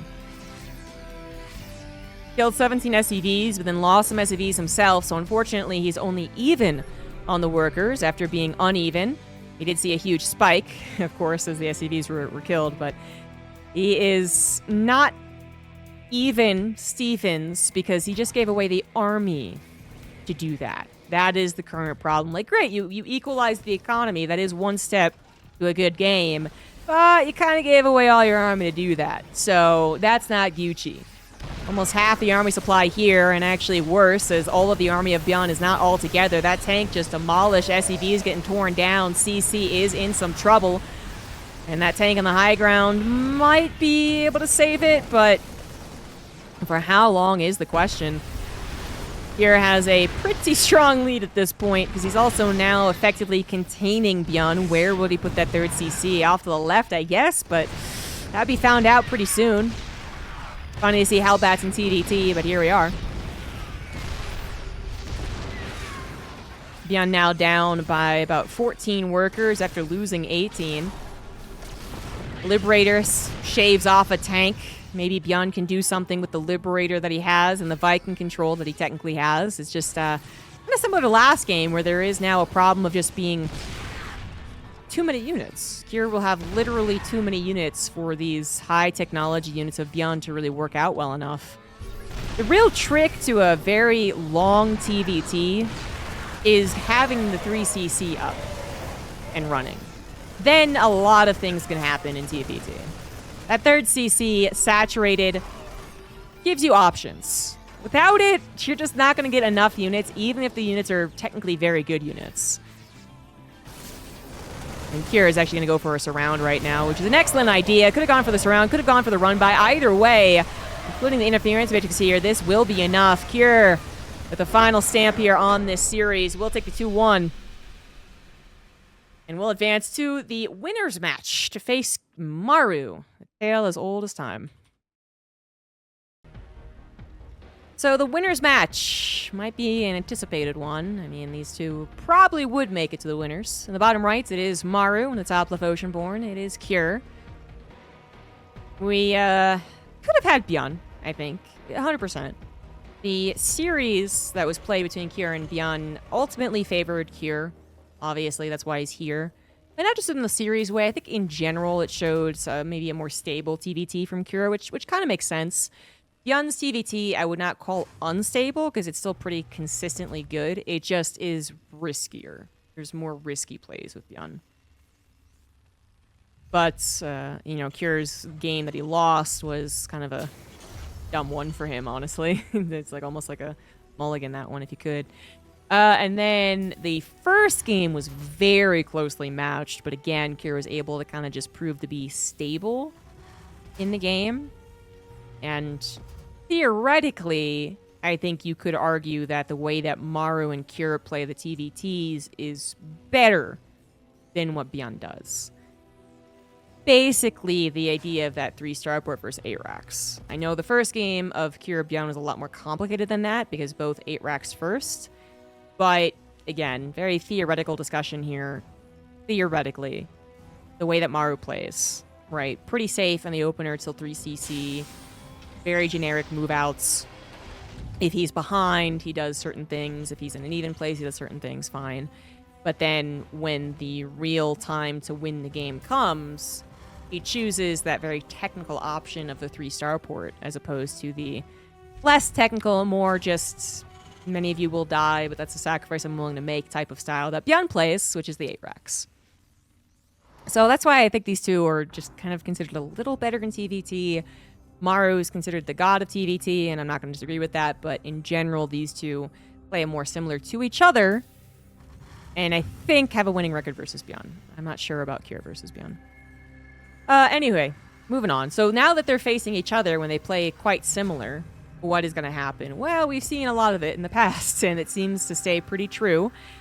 The story between these two is that Kira is almost as good at Maru at everything Maru does, but not quite.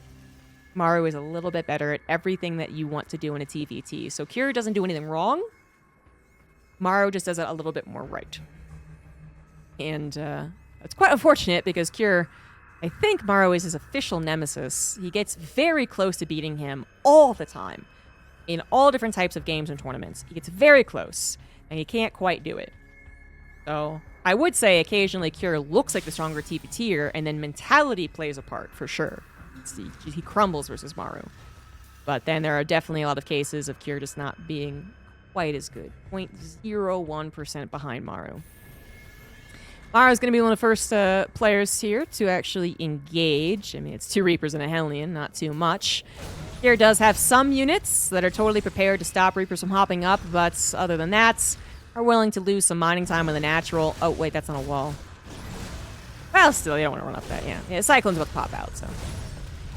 Not even a delay on the command center, honestly. SCV is only just now producing. This guy's coming back down after the quick rally back home. Very nicely done by Cure, who knew that he would not have the appropriate defenses should Maru do something like this. Very non-committal, of course.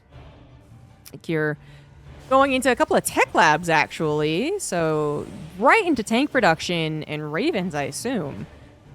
Which is pretty much the safest build order you can do. Again, there's so many medevac drops in the Korean TVT meta that every time it doesn't get a medevac, I'm like, oh, wait, hold on here. Oh, Maru is doing the typical thing here. Medevac coming out and is full of the Cyclone and 4 Marines. So Reapers and the Hellion also could add some little pepper to that. Maybe the Reapers just go into the main base. Cure should be very wary of all of these possibilities. So the tank might stay on the high ground, like in the ramp, just to make sure that it's not blindsided by a drop in the main. It chooses to go into the natural, which is actually very appropriate. But, oh, see, there you go. Cure was going to send a Cyclone in the main. A little bit of off timing, but that tank actually being sieged up before the attack occurred is the really important detail here. Some really extreme micro going down. I mean, Cure could just back away. But Cure wanted to win the micro battle so the Cyclone could chase the medevac, I assume, is why he committed, despite the tank being able to help out and then just kind of waving off in the distance like, oh, guys. That's okay. You did good. Now Maru's going to try and get everything he possibly can from this drop, but he can't even get this Reaper. Cure is intense on not losing anything against this guy. Maru, feeling like he still has position offensively, is going to rally his tank forward. This is very much a decision that you will make in TVT. Do I rally forward? Do I play a little more defensively, safer back at home? And with the double Vikings being produced, well, the option is try and continue with the contain. So initially, it's not too bad. Second phase, not too bad. Third phase, maybe not too bad. But the fourth phase, when Maru has 3 tanks and 2 Liberators and the Viking control, that's going to be very, very scary for Cure. Even though Cure has these tanks to help out defensively and they cover quite a bit, the Liberator is going to cause some problems. So Cure is actually going into his own double Viking production. He has 2 Ravens. Never forget that. They could be helpful, but so far not finding an opportunity. 1 tank going down a piece. Supplies remain very, very even. Cure a little ahead on the workers. No third CCs as of yet. Cure is actually the one who did add on a second starport that I completely missed. So that is a dedicated response here from Cure. Perhaps it was going to be his actual build. I shouldn't have said response, but it's working out very well as a response. He is guaranteed going to have more Vikings. 3 Vikings at a time, instantly rallying to the front line versus what Maru has. But Maru is going to get that superior economy should Cure not be able to counterattack. So Cure needs to actually break this nicely and then immediately counterattack. Coming in with the Ravens on the backside. Good unsiege from Maru. Great save on the medevac. I thought one of those tanks was dead for sure. And the Vikings, well, they try to get a Raven on the retreat. It's a good idea. Will not be able to do so. This was probably the best possible retreat from Maru. However, it's nice that he saved the units. Is it going to be enough to stop Cure's 2 starport play? Now, we did go 2 starports, but playing it defensively initially, actually decides not to go. I mean, had the minerals to get a 3rd CC. He's not going to go totally 2 base all in. And he still has the army advantage, literally in numbers, but also in the composition. So it's still very scary for Maru. As you can see, Maru's actually still rallying forward here. You really can't just give up the map, because if he does, that's an immediate counterattack from Cure onto his 3rd, which is a building on location. But at the very least, by that time, puff up your feathers, scare him, even though you're actually the one that's scared, while your 3rd CC finishes, at the very least. We got kind of this funky game that we've seen between these two before. Maru actually going into mech, which is kind of funky, but in general, this kind of game where they both play very Siege Viking heavy, and then neither person wants to stop being Siege Viking heavy. So there's the other option would be add on barracks and try and build a Marine count, but it's kind of tricky to do when you're under so much pressure. Not the best break there from Cure. This is a Raven that was supposed to help out a little more. Next Raven is going to help out, and this is going to be a nice concave of units here from Cure. Maru might have overstayed his welcome. That balancing act of puffing up your feathers, pretending that you're equally as strong as your opponent, and then not actually taking the battle. That's the balancing act right there. Well, he took the battle, and now he's just straight up down 35 army supply. Although he is also going into a 2nd starport, trying to match that production, and 2 factories beat 1 currently. Haven't had time to produce. SCV's actually pulled immediately. There's really no other option here. Unfortunately, they're going into a meat grinder. I love that there is a Reaper grenade that helped out somehow. But that is not going to be enough. Cure defends Maru's aggression, takes a good fight in the middle of the map, and does that counterattack that was always going to be dangerous for Maru to defend. And he'll take game number 1.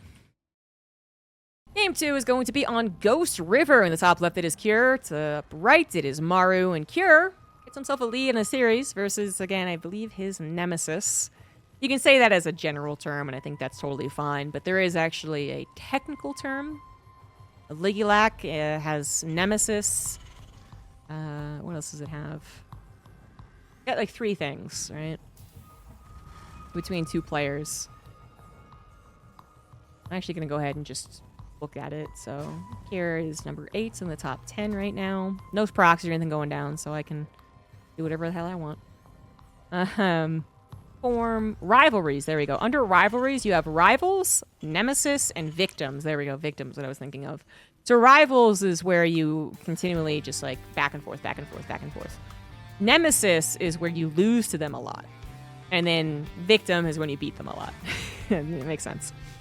So Cure's nemesis actually are Dark, Innovation, Rainer, Maru, and Cyril. Wow, he must have played Innovation so often.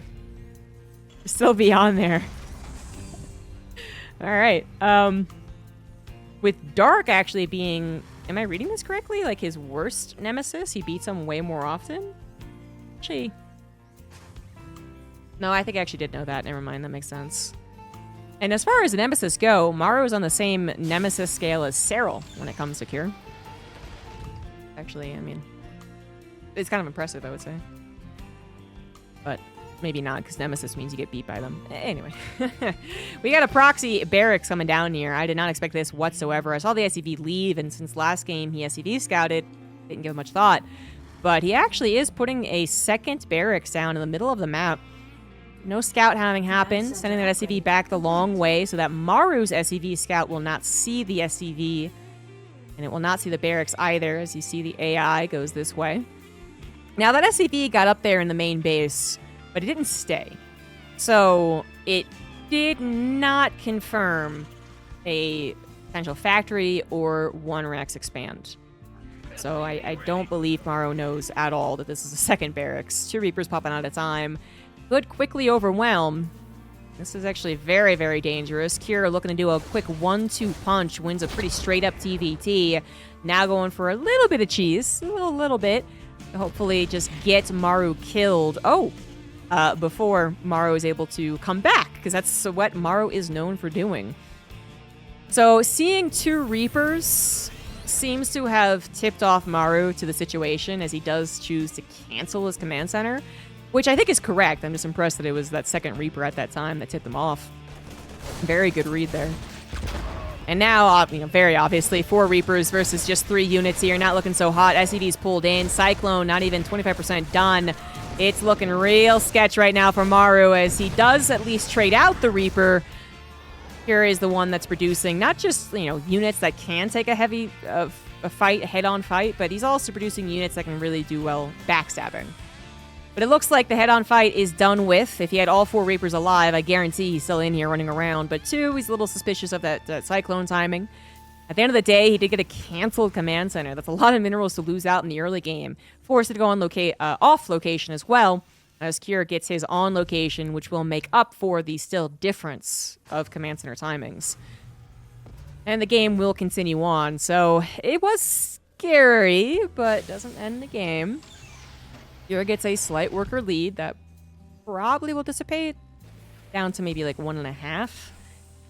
You got all 3 production facilities done for Maru. Once again, adding on that medevac. Cure with the 2 racks obviously can send that back home and just go swiftly into a marine-based playstyle. Doesn't have to, but he could. And that is the question right now, seeing as he does not use that tech lab for stim. Going to go ahead and say that he's going to go into a more normal TVT and get Ravens after this. The trick about going into some type of marine-based opener is that you do kind of still get beat out by early game tech. So your Marines don't have the upgrades that they showed. They don't have the medevacs that they showed. They don't have the numbers that they should. And so a couple of tanks and a couple of Vikings actually beat them pretty well. So that's a vulnerable part of opening bio and TVT. It can be done. It's a little dangerous. And Cure didn't want to play that that way. Reapers accidentally scout the medevac and its intentions to hit the main base, so rallies that tank to the main, no problem. I'd be a little scared of that tank dying, though. yeah, I was gonna say. Whoopsie daisy. Not gonna be able to kill it. A very calm reaction here from Cure. I thought he had a medevac going across the map. He had actually brought it back home. It is nice when you bring your own medevac back home behind your opponent's medevac because they don't realize that's the build that you were doing. Doesn't really work out this way. Here is going into interference matrix. Maru doesn't have it researching at all, which I think is a mistake. He's very gas-starved currently, but, you know, it's kind of what you do in TVT. If he only got one Raven, I was willing to hypothesize some other type of playstyle, but he's getting 2 Ravens and no interference matrix. Pretty sure that's just a straight-up mistake. That's that might bite him in the butt. Okay, no, he gets it. Okay. Oof. It's actually not even that he doesn't have it that I was worried about. I was worried that he thought he had it. And then he goes to the interference matrix and nothing happens. Well, okay. Crisis averted on that part. Maru is playing a fine game, but he is a little behind. He did end up being behind about 1.5 workers. He's a little behind in the army, and his medevac is not finding much success here. Third CC is being built by both players. Maru's way farther ahead. Cure's scan reveals that. Maru's scan reveals he does have a lead there. It also reveals very important intentions right now. That scan was actually really nice by Maru, because it scouts that the barracks aren't researching, yet there's a reactor starport. If this had stim, and this had a reactor, and this was on a reactor as well, this could have been medevacs, but no stim, no reactor. This has got to be Vikings. So, actually a pretty good scan. He's still going to be behind an army, though. And that's a little concerning. Triple Raven from Maru should help out, and they do actually have interference matrix. We got a single engineering bay coming down from Maru. That might be a mistake. He is actually planning to go into bio, but will he survive long enough? Technically, this 10 supply difference is overcomable. You know, tanks, Ravens, pretty good units, but I am still concerned. Here, just a successful distraction to the main there. Tanks now coming back to the front line. No Vikings on the side of Maru, so he's going to retreat away from Cure's obvious attempt to take a battle. Cure says, all right, yeah, you backed away, no problem. We just abuse this cliff right here. One tank in the main will stop it from being heavily abused. Nonetheless, we got a lot of mistakes coming now from Maru. All forced mistakes, to be fair, but he has not started a second engineering bay or stim. Interference matrix aplenty coming down. It is Maru who has a tank actually involved in the battle. The problem, however, is that neither player kills any of the tanks, so all of them about to be unleashed, and it is Cure's tanks that are unleashed first. High ground is helping out here from Maru as well, and it is just a scrappy, messy fight. One that I think technically favors Maru, but he still falls behind in the workers, in the upgrades. Again, those mistakes I highlighted really going to bite him in the butt. Yeah, he's still in a very bad place. He is going to get up to 3cc, and this is where we believe the most in Maru's potential to come back. Here has a lot of experience trying to not let him come back in a game, but he does fail. You know, it's Maru's power, special power, or his comebacks in TDT. Let's see if Kira can actually tie this up with a nice little ribbon and get the W. Maru's supremely late stim and thus combat shields is such a huge problem, though. I actually wouldn't be surprised if he went for a double tech lab in this game. That might be a good idea. I don't know. It's the trade-off of one less Marine per production cycle versus faster combat shields. Hard to call in the midst of a game. Maru's going to try and do what he can. Gets his own little ledge abuse there. Kills a couple of supply depots by the looks of it, and then decides that's going to be enough. He is losing out on the air war. The Viking production actually staying consistent from Cure. He never went into medevacs. Despite his also intention to move on in the bio, he actually, he kind of started to move into bio, and then was like, I'm really working well with this Tex option. So he has so many Vikings, and Stim, 1-1, great, but really not that many Marines. But so far, it's working out for him. Maru is able to pick off 1 or 2 Vikings. No, wait, no, I'm totally confused here. I'm backwards. That is Maru's army trying to return home. Holy shit, that was awkward. Oh my god. And yet again, Maru might be able to hold on here, but he was returning home. And it was Cure's Vikings that were halting his return.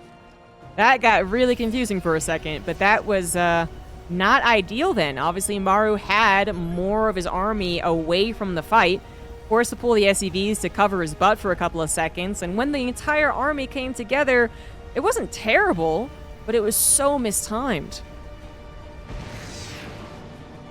Here now with a 21 SCV lead, 4th base on location, building up here. He knows he's going to have the combat shield upgrade lead because he's seen the lack of combat shields on his opponent. He's also probably clicked on his opponent's upgrades and realized I'm way far ahead in the 1-1 upgrades. So all looking up here for Cure. Maru's going to try and make some moves. He's not going to just feebly wait at home to die. And in fact, grabs a tank right there, so nicely done. But this is absolutely pretending to be stronger than you are, I would say. Well, maybe not exactly that. It is his last power spike. That's what it is. It's hard to call it that when you don't have combat shields. He does have an army supply lead, but his Marines are way worse. Definitely needs those combat shields if he ends up taking an actual fight. This is one of the few times that Maru is going to have the army supply lead, and it's already dwindling. Combat shields finish in 3 seconds. He is at least going to have that now as he approaches the 3rd CC. Cure playing it very, very safe. Knows that he has a substantial lead in the economy and in the upgrades. Is not going to try and break this unless he's 100% sure that he can. So 3rd CC is going to be evacuated. Tank, unfortunately, left alone. And then just waiting for more and more units. He's got himself a little surround set up as well. Something that Maru should be wary of. But what can he do about it? He's got to make these advancements. You're not only waiting for a bigger supply on the natural side, but also probably waiting for 2-2 upgrades. Good sacrifice of the Marines, try and kill that Liberator, but also gets that tank as well. This is still very, very possible for Maru. He's making me a believer. 20 army supply lead still for our Red Terran, but 2-2 is very close to finishing. SCV's pulled in to buy some time here as the tanks of Maru are now approaching the production line of Cure, and Cure's supply is absolutely in the gutter at this point. He's lost out in the worker count. He's still lost on the army count. He's now lost his natural command center, and what does he do now? He is down 30 supply. And I don't know how he breaks this, but he's going to try, coming in from multiple angles. He does have that 2-2 done, but the angle up here is just atrocious. But the Marines were so damn good on the backside. My goodness. Plus the tank got dropped by Marines right over here. This ends up being just barely enough to take care of Maru's army, giving Cure a slight army supply lead, but a terrible economy. Absolutely atrocious economy. 26 SCVs versus 60, but Maru, not realizing he was going to be broken, continuing to rally forward, losing critical units. A tank went down, a medevac's about to fall as well, and he really needed that tank to help cover his butts because his units are just straight up worse than his opponents. The Marines with 2-2 beat the 1-1 Marines ASAP, no problem, no contest whatsoever. You can see it happening right here, right now, and that tank is not going to be able to cover it enough. Here, barely holds on to Maru's last attempt and immediately counterattacks. He 100% had to immediately counterattack. That 2-2 was a godsend. The 2-2 directly impacted that fight right there, but I wanted to highlight the one over here. Because that I think is the only reason that he's alive.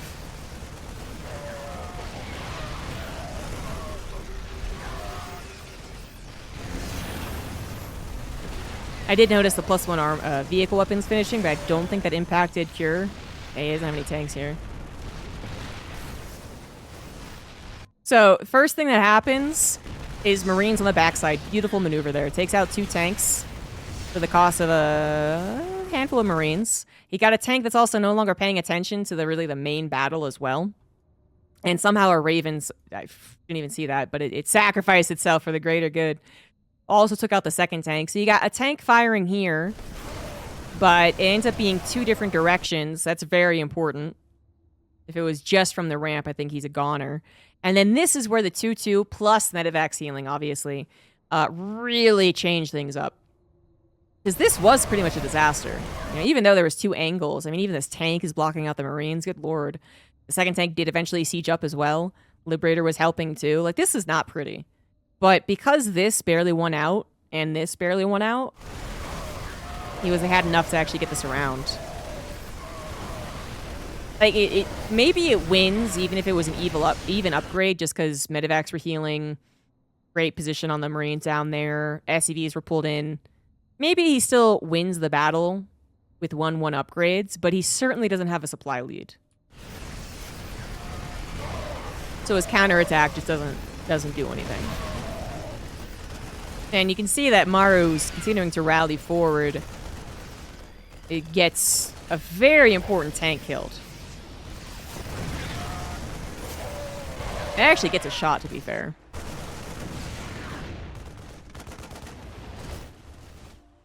But that would have been, I think, better on this high ground. And then again, the 2-2, plus the medevac healing. I mean, really? Maru should not have engaged right there. There's very few tanks from Cure, so it's not like he's going to really lodge into a terrible position. He's mostly Marine-based. But, I mean, does it matter?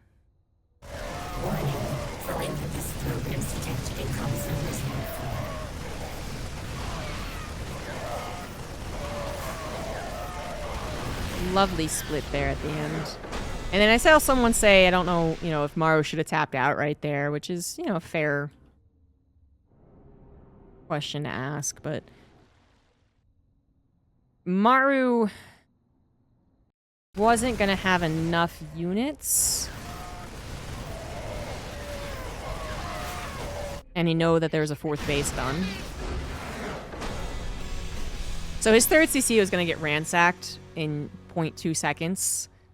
This base was going to have to be lifted. This was going to be canceled. The SCVs were going to die, which put him on an even. Well, actually, they were already pulled, to be fair. So this was canceled. This 3rd CC dies. If that's the plan, it's possible that Kira also just goes for the main base immediately, in which case the tank might have popped, but it would have only protected one base. So again, 3rd CC could have been an option. Natural could have been an option. Upgrades were never going to actually make an impact in this game, and that 4th CC was going to help rebuild.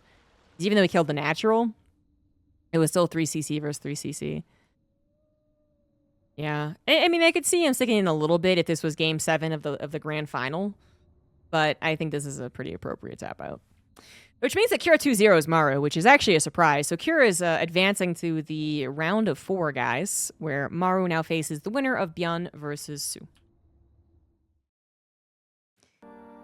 We are in the losers match, or the elimination match, because it sounds nicer.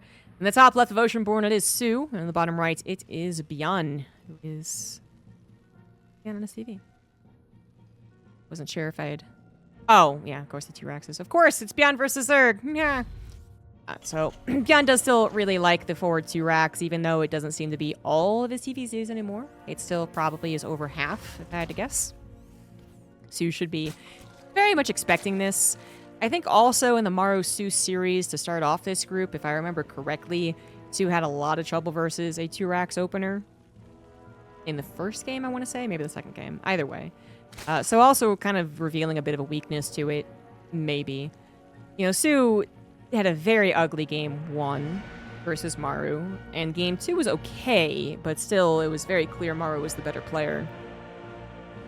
But he should have a slight advantage, kind of, coming into this group, which is, of course, that he only has to face Terran. So you can practice all the time versus Terran. And Zerg players kind of get a little bit of a benefit of not really having a lot of build orders, which is a blessing and a curse. But what it means is, of course, they can actually practice a pretty streamlined Zerg opener against most things Terran do and be fine with that. It's not like PvP, I would say, where there's 100 different build orders that could be happening at any given time, right from minute 2, probably, that you have to account for, and you can just be blindsided by. You're like, oh, best of 3 PvP. I don't know. It can go either way. Yeah, Zergs, you could argue, again, blessing and a curse. They've got their first 5 minutes down pretty much to perfection. And their goal is to perfect those first 5 minutes. So no drone losses to the Reapers, no surprise Liberator damage, no, I didn't scout that 2-1-1 that killed me, that type of thing. So the curse is that means that your guys' all-ins aren't particularly great.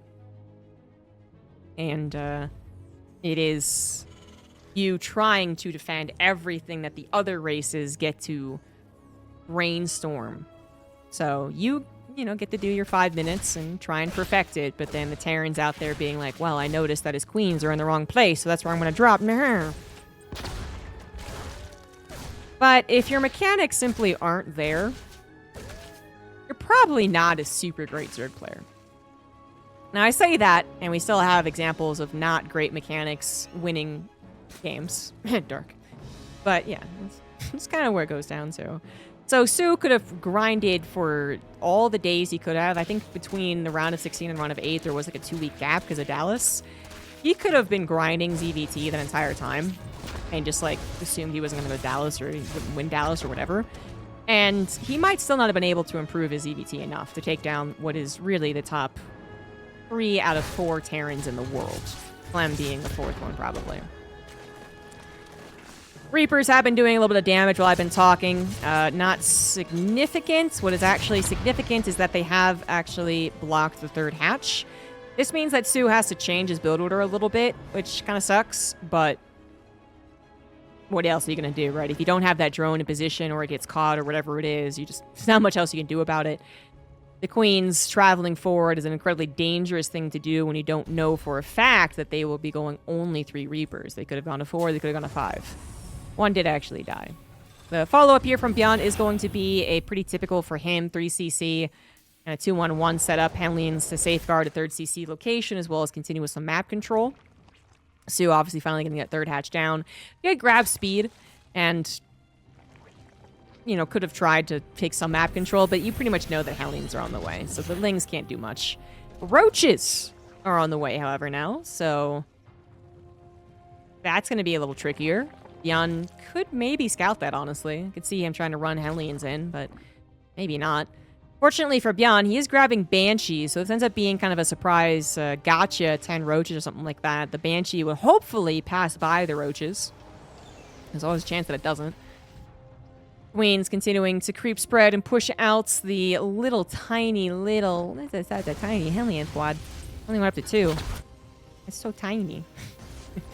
And the Banshee always fits into Byun's follow-up because he doesn't need the medevacs that fast. He's still building his Marine count, so that's kind of a Byun thing. He actually does this without Cloak a lot of the time because of exactly what I'm saying. Like, there's no reason to immediately put a reactor on the starport because you don't have enough Marines to pick up anyway. So why not build a Banshee or a Liberator? It's also another choice you could do. He sometimes doesn't get Cloak, though. In this game, he actually is pretty much dedicating to Banshees by going for 2 of them and going for Cloak, so that is a little delay on the medevacs, perhaps. But in this case, I think he's going to be very pleased with that option because Roaches are the plan here. It wasn't a surprise. Gotcha Roach, by the way, he is going into more Macro Roach. 2nd Evolution Chamber. A little late, though. To also a little supply blocked. Okay, I make that very supply blocked. Oh, this is not good. That Overseer does not make more supply, my dude. My buddy. My Zerg pal. There we go. 4 Overlords are on the way. Ew. Yeah. Banshee was totally unscouted, by the way, and it is cloaked, so big problems here. That is a lot of lost mining, a handful of lost drones. Overseer ain't doing nothing in return, just scouting what is already being scouted because it's currently killing you. I vehemently disagree with HOTS being the best days. What is Twitch chat doing right now? Overseer, of course, is available. It just was totally out of position, so that Banshee barely able to survive. Wait a minute. Just kidding. If it hadn't gone back accidentally, a little Miss Micro there would have survived. This one should be kept alive kind of at all costs, I would say. Having 1 Banshee, I want to say, is invaluable. It's really helpful for taking care of Roaches, certainly of Ling run buys, of being a spotter for 4th and 5th hatchery timings as well. It's very useful. And it's dead. Okay. All right. Well, in the grand scheme of things, for how much of a surprise the Banshee was, they were really lame Banshees. Like, the 5 drones and lost mining time was the most they did, despite being a complete surprise. And both of them should have lived and be able to help out later on, but say Livy. Byun, unfortunately, while his micro on that front was not perfect, his macro seems to be going pretty well. So 3rd CC and a push on the way. And it is a push. He didn't go immediately into just a double medevac drop. He's bringing his tank along with him. No creeps are really covering this 4th base, and not a whole lot of army to work with here. Yeah, criminally low amount of army, honestly. Need to get some more units over here. ASAP, 1-1 not quite done for the Terran. Now it is, but I think that is now officially too much Zerg. So, time to get out of there. Had 1-1 been done 15 seconds faster, I wonder if that could have been a fight he would have taken. Hard to say. One thing you don't want to do is think that you can win against the Zerg and then realize that the reinforcements are in numbers of 20, 30, 40 units, not just 5 or 6. But pulling back, probably a safe option. So soO is going to be fine here on 4 bases, 72 drones, Hive building as well. 1-1 is finishing for melee, not missile. So despite some mistakes, still swimming along here as a Zerg player. Byun 4th CC on the way, 2nd factory as well. Not going to go for heavy emphasis on the bio. And that's about everything. Cop the speed. soO did add on the Banelings. And we'll have Baneling speed, presumably for the next fight, because I don't think this is a real one here. Not a real. It's real when you bring a tank. Although this is getting a lot of creep spread. An Overlord as well. Once again, soO a little supply block. Nope, 6 Overlords are on the way. He's good. He's fine.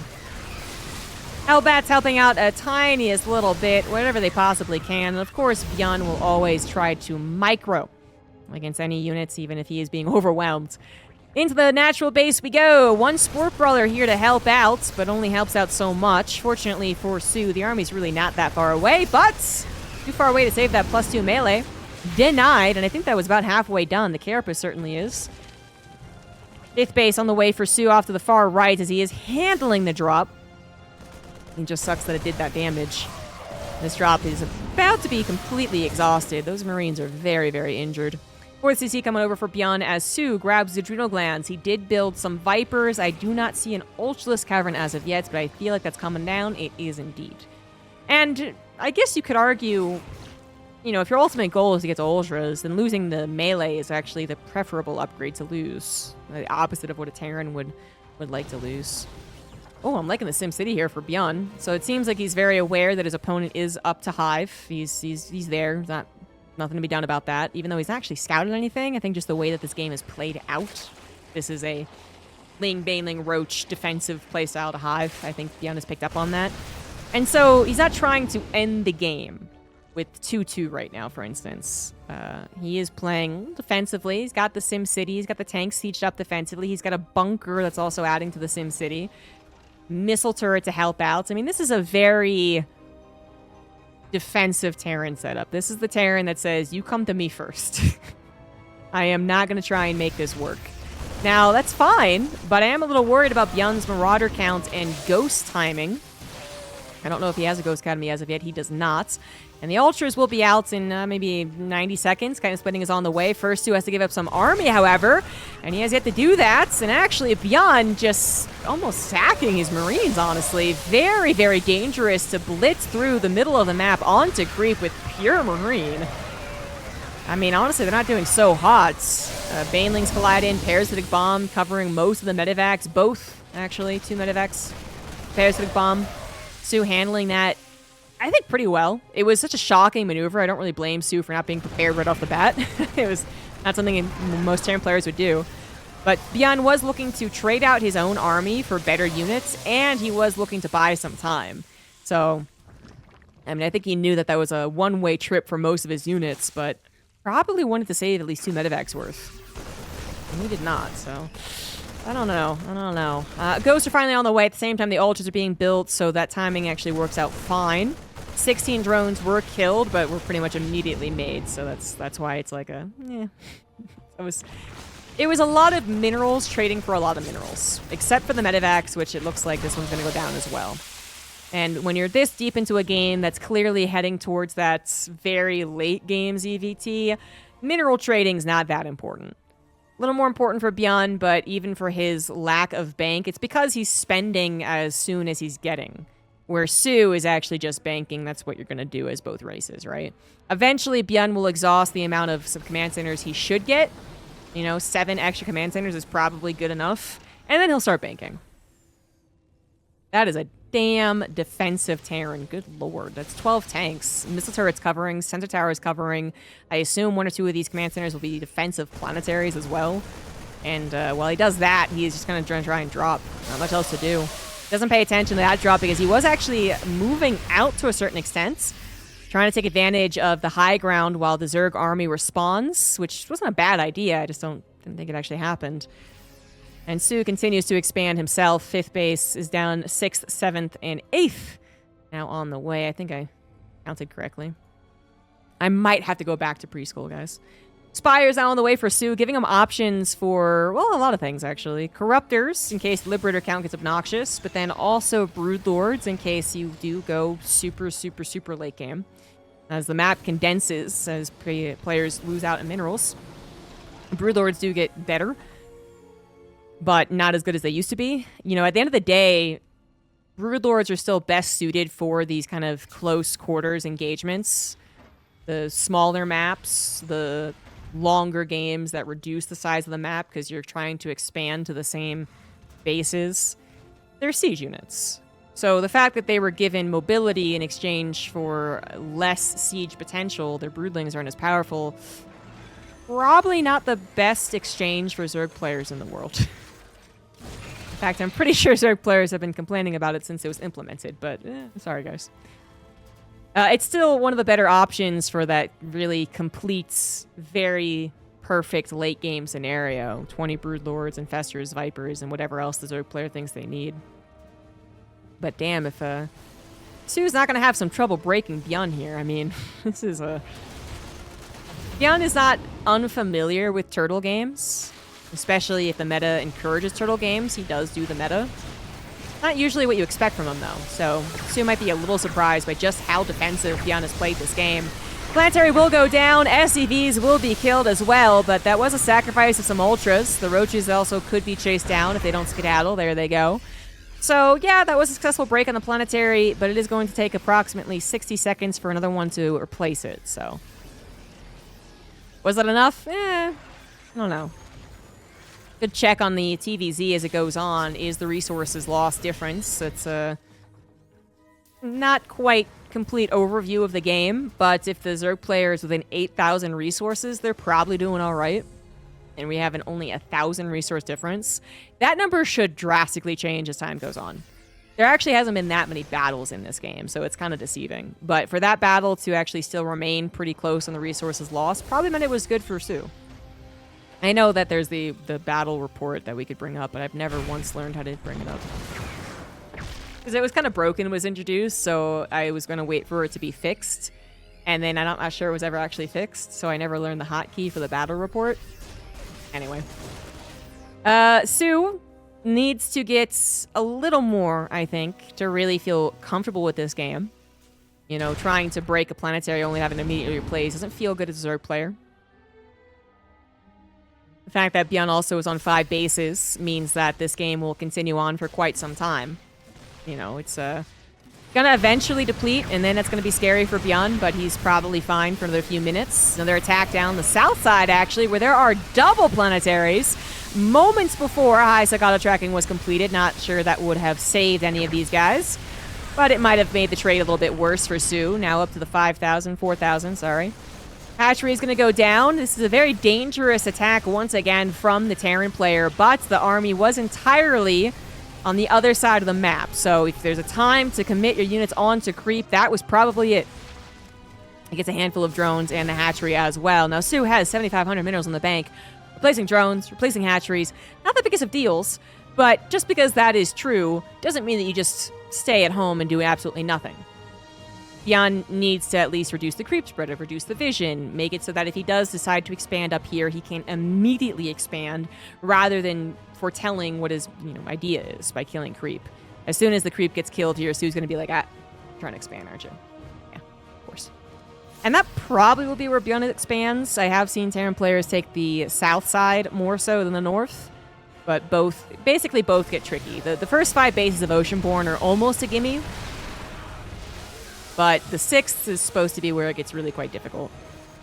Byun's still accumulating a bank, by the way, as we've had little scuffles go around, starting to actually include Liberators, which are a whole nother element to Zerg's trying to break a Terran player. It really does complicate the battle. I mean, look how complicated this battle is. This is Yikes. Also, an Infestor just went down.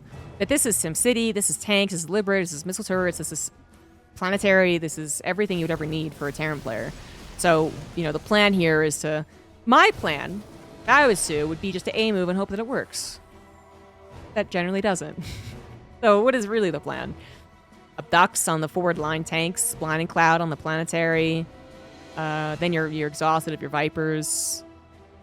Then Lings, hopefully killing the tanks. I mean, if the bio is away, Mass Ling's actually pretty good here. Especially because they are cracklings, 3/3 and adrenal glands. But we'll get to that later, because it's actually not the point of which soO is pressuring. He once again heads towards the south, knowing that he already pried it open a little bit earlier on. However, despite killing the planetary and opening up a little bit more of the pathway, that is still a lot of Terran.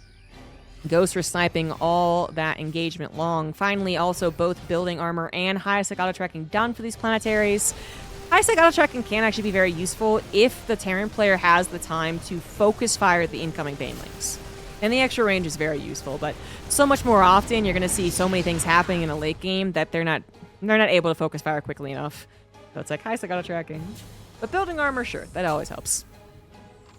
And the decision is to go ahead and expand down here. You know, so far so good on defending this base, despite losing some of the SimCity. This base has stood the test of time for the most part. He still has a possibility of expanding to the north as well, though. You can see that he's preparing a planetary on the front line. Then maybe we'd say soO is straight up losing. Looks like I'm losing out on my stream here.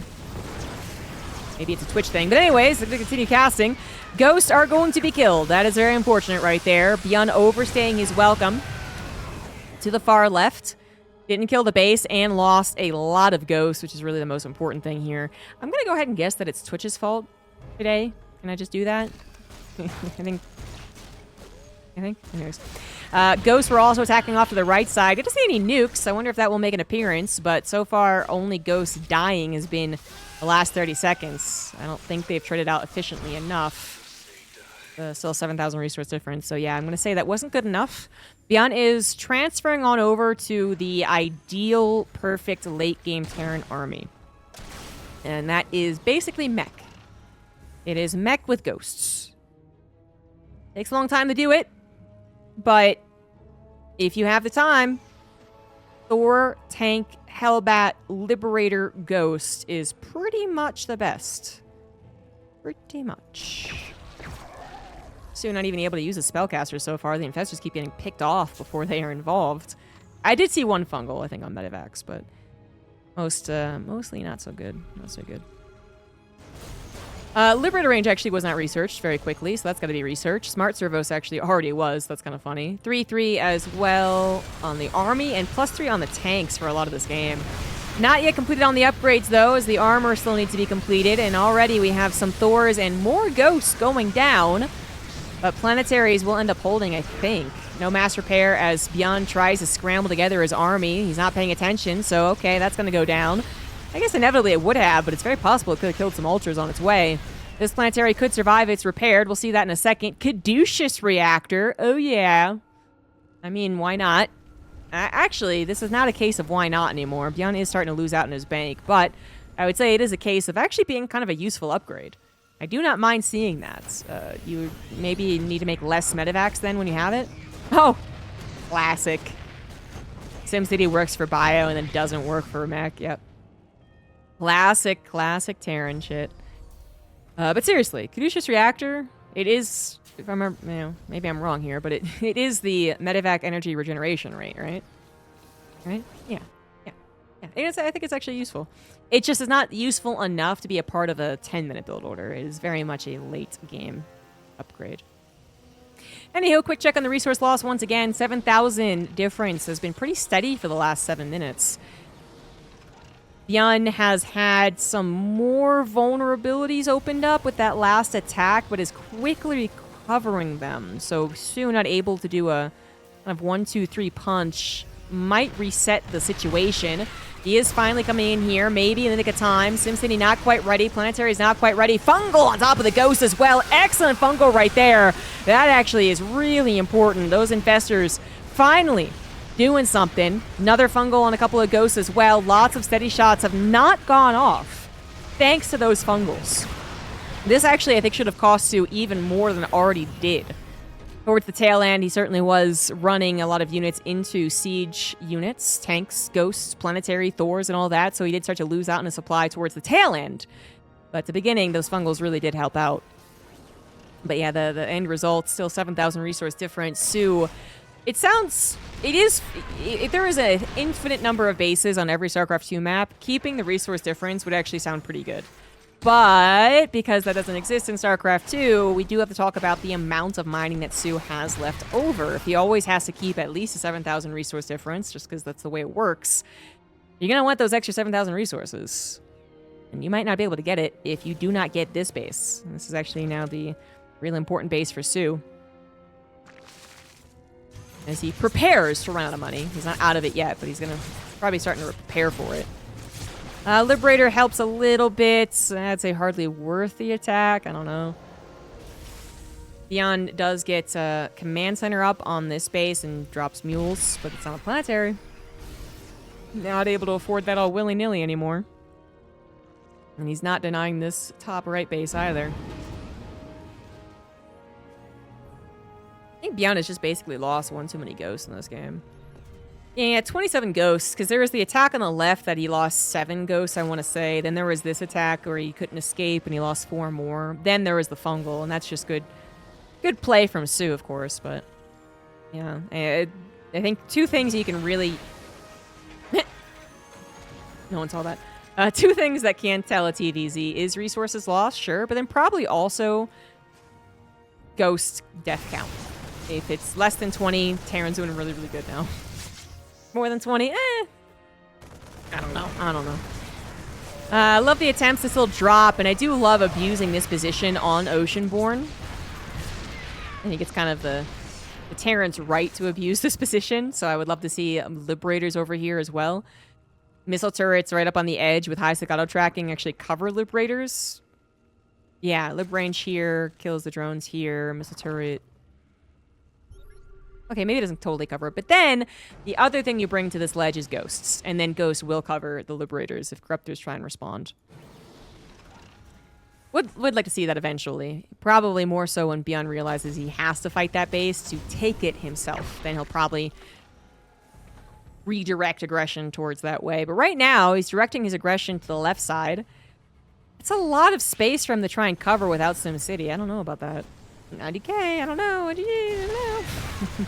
He does have the cloak ability on his ghost, so off to the left side they are safe. And yeah, okay, this little collection of units, I would not run into that either as soO. Yep. This base will finally go down to being, I think it was injured way earlier on. Still a nice amount of minerals and gas left over as well. Certainly worth taking. Some drones going down too, and soO doesn't really want to get to too low of a drone count right now. When things are really down to the wire and all the minerals have been exhausted, then maybe you throw away your drones. But probably doesn't want to stay below 50. That's exactly what he's getting back up to, is 50.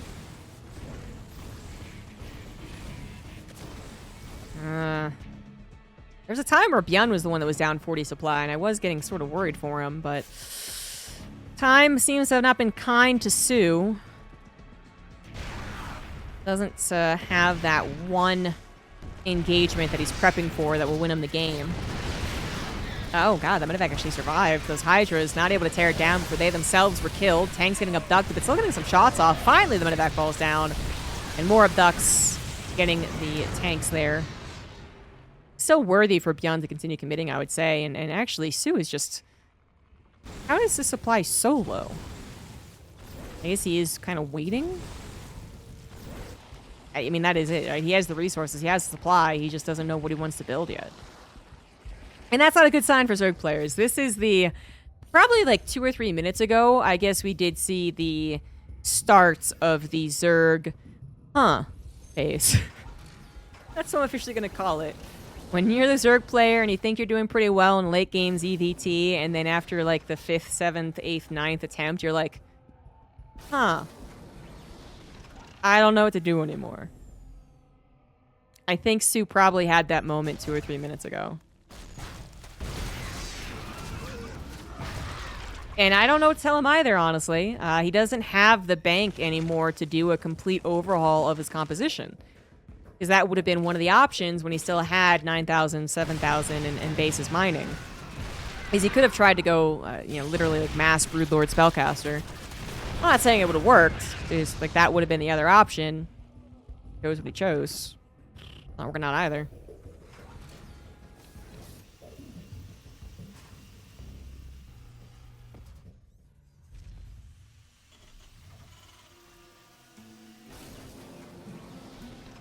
Can Twitch.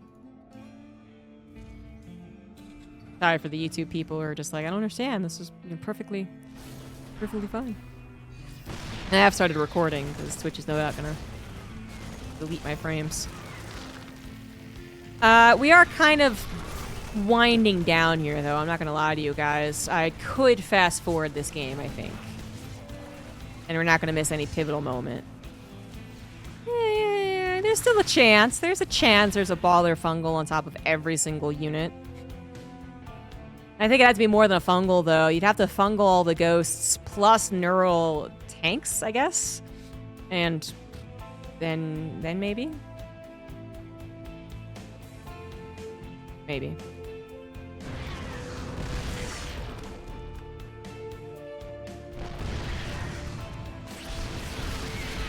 I'm pressing X for doubt, though. I don't think soO's going to recover.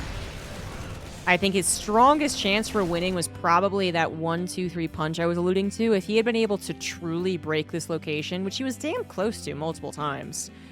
But if he had efficiently stopped Byun from taking this base, that would have been, I think, what tilted the scale the other way, you know? The fact that he got this base is just atrocious. That's just super bad news for soO. But it probably already was starting to be a little bad news when this base actually ended up mining, despite his repeated attempts to stop it. And so soO still a 5,000, 3,000 in the bank, larva plenty, not building anything, is just in the scratching his head face. I thought I did things right, and then apparently I didn't do it right enough. I would feel more sympathetic, except I don't actually believe there was any point in which soO was dangerously close to winning. Like, I would never call this a throw. Byun set up for the super late game very early on. So a lot of the struggles that you might see in a more combative game, where there's like an 8 racks or there's like a 2-2 push and then it goes, counterattack, and then the Terran rallies and goes back. Then the 4th base is actually a contest. The 4th base is difficult to get at that point. The 5th base is difficult to get at that point. The SimCity that goes along with those bases is difficult to afford at that point. But because Byun was just like, okay, I guess I can't do anything, like I'm going to play this style of game, he had 5 bases with SimCity and very little tank loss. I actually don't know if he lost any tanks in the first 10 minutes of this game. It was going to be more difficult for the Zerg player to really combat that. So I don't think there's any point in which I was like, oh, soO, come on, man. Yeah. Nah, it's good old Terran Turtle. I'm not saying it's imbalanced either. I'm sure Cyril would have found some opportunity. Dark, possibly even, right? Like, I do consider soO not... There's actually so few Zergs. I'm not even sure where I'd place him nowadays. Mass Broodlord transition finally made, by the way, but it's as I said, it's not like it was the silver bullet. Just because he could have gone for it doesn't mean that it would have won. Yeah, where would I place soO? I think a lot of the European Zergs are better than him, or at least more stable. The fact that he's a returnee from military is always going to hurt him a little bit. Not that there's that many Zergs in Europe either, though, just to be clear. I think he's better than a Laser and Lambo right now. But maybe not, like, in ZVP, for instance. I'm not sure about that. He's definitely not as good as Cyril, that no one is. Raynor is hit or miss, depending on his form. Dark is more consistent than him, I would say, generally. Even Ragnarok, I would actually put higher than soO. Because his spikiness means that he's a lot more volatile. Like, he can win when no one expects him to win, as commonly happens with that guy. soO is good. But I feel like his moments of genius are, you know, kind of lacking in his post-military phase, which is not really a criticism as much as it's just an insanely high bar. I think I don't blame him for not being the soO of 2015 or 16. It's very difficult to get up to that level again.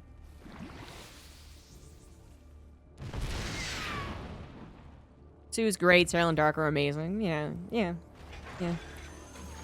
I mean, soO has been losing this game for a while. I'm standing by that. Other people might be like, no, he's always had a chance. Like, you're not casting the game. Blah, blah, blah. Okay. But I think that he has played remarkably better ZVT than I was expecting. In the round of 16, I was actually kind of impressed by his games versus Cure.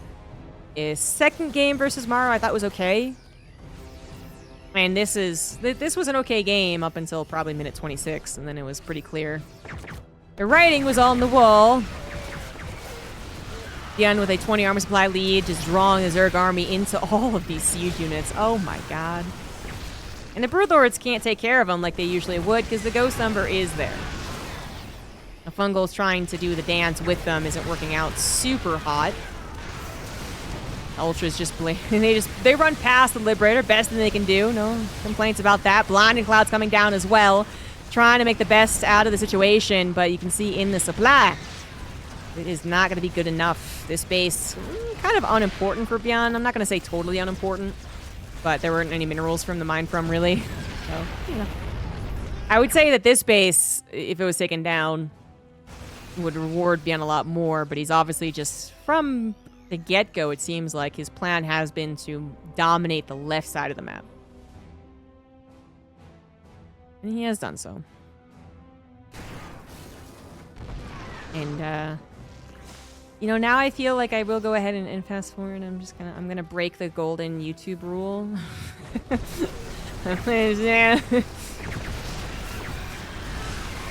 I'm getting a little tired personally. There we go. Hey.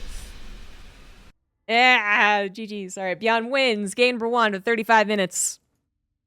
soO had a solid chance, you know, for the first 20 minutes. I think I gave him appropriate chances. First 25 minutes, but there is definitely a point. If there was a camera on, and I assume there was for the actual GSL broadcast, I feel like around 25 minutes, you could have looked at soO's camera and been like, oh, okay.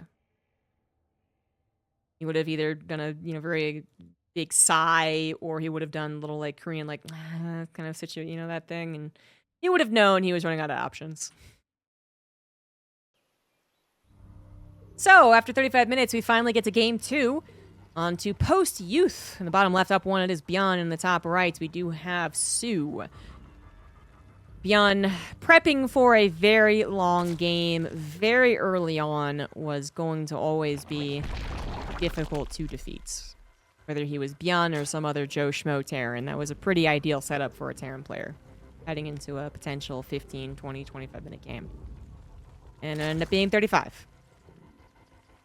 And soO was not, like, super far behind in that. You know, I think he teched fast enough and expanded probably well enough.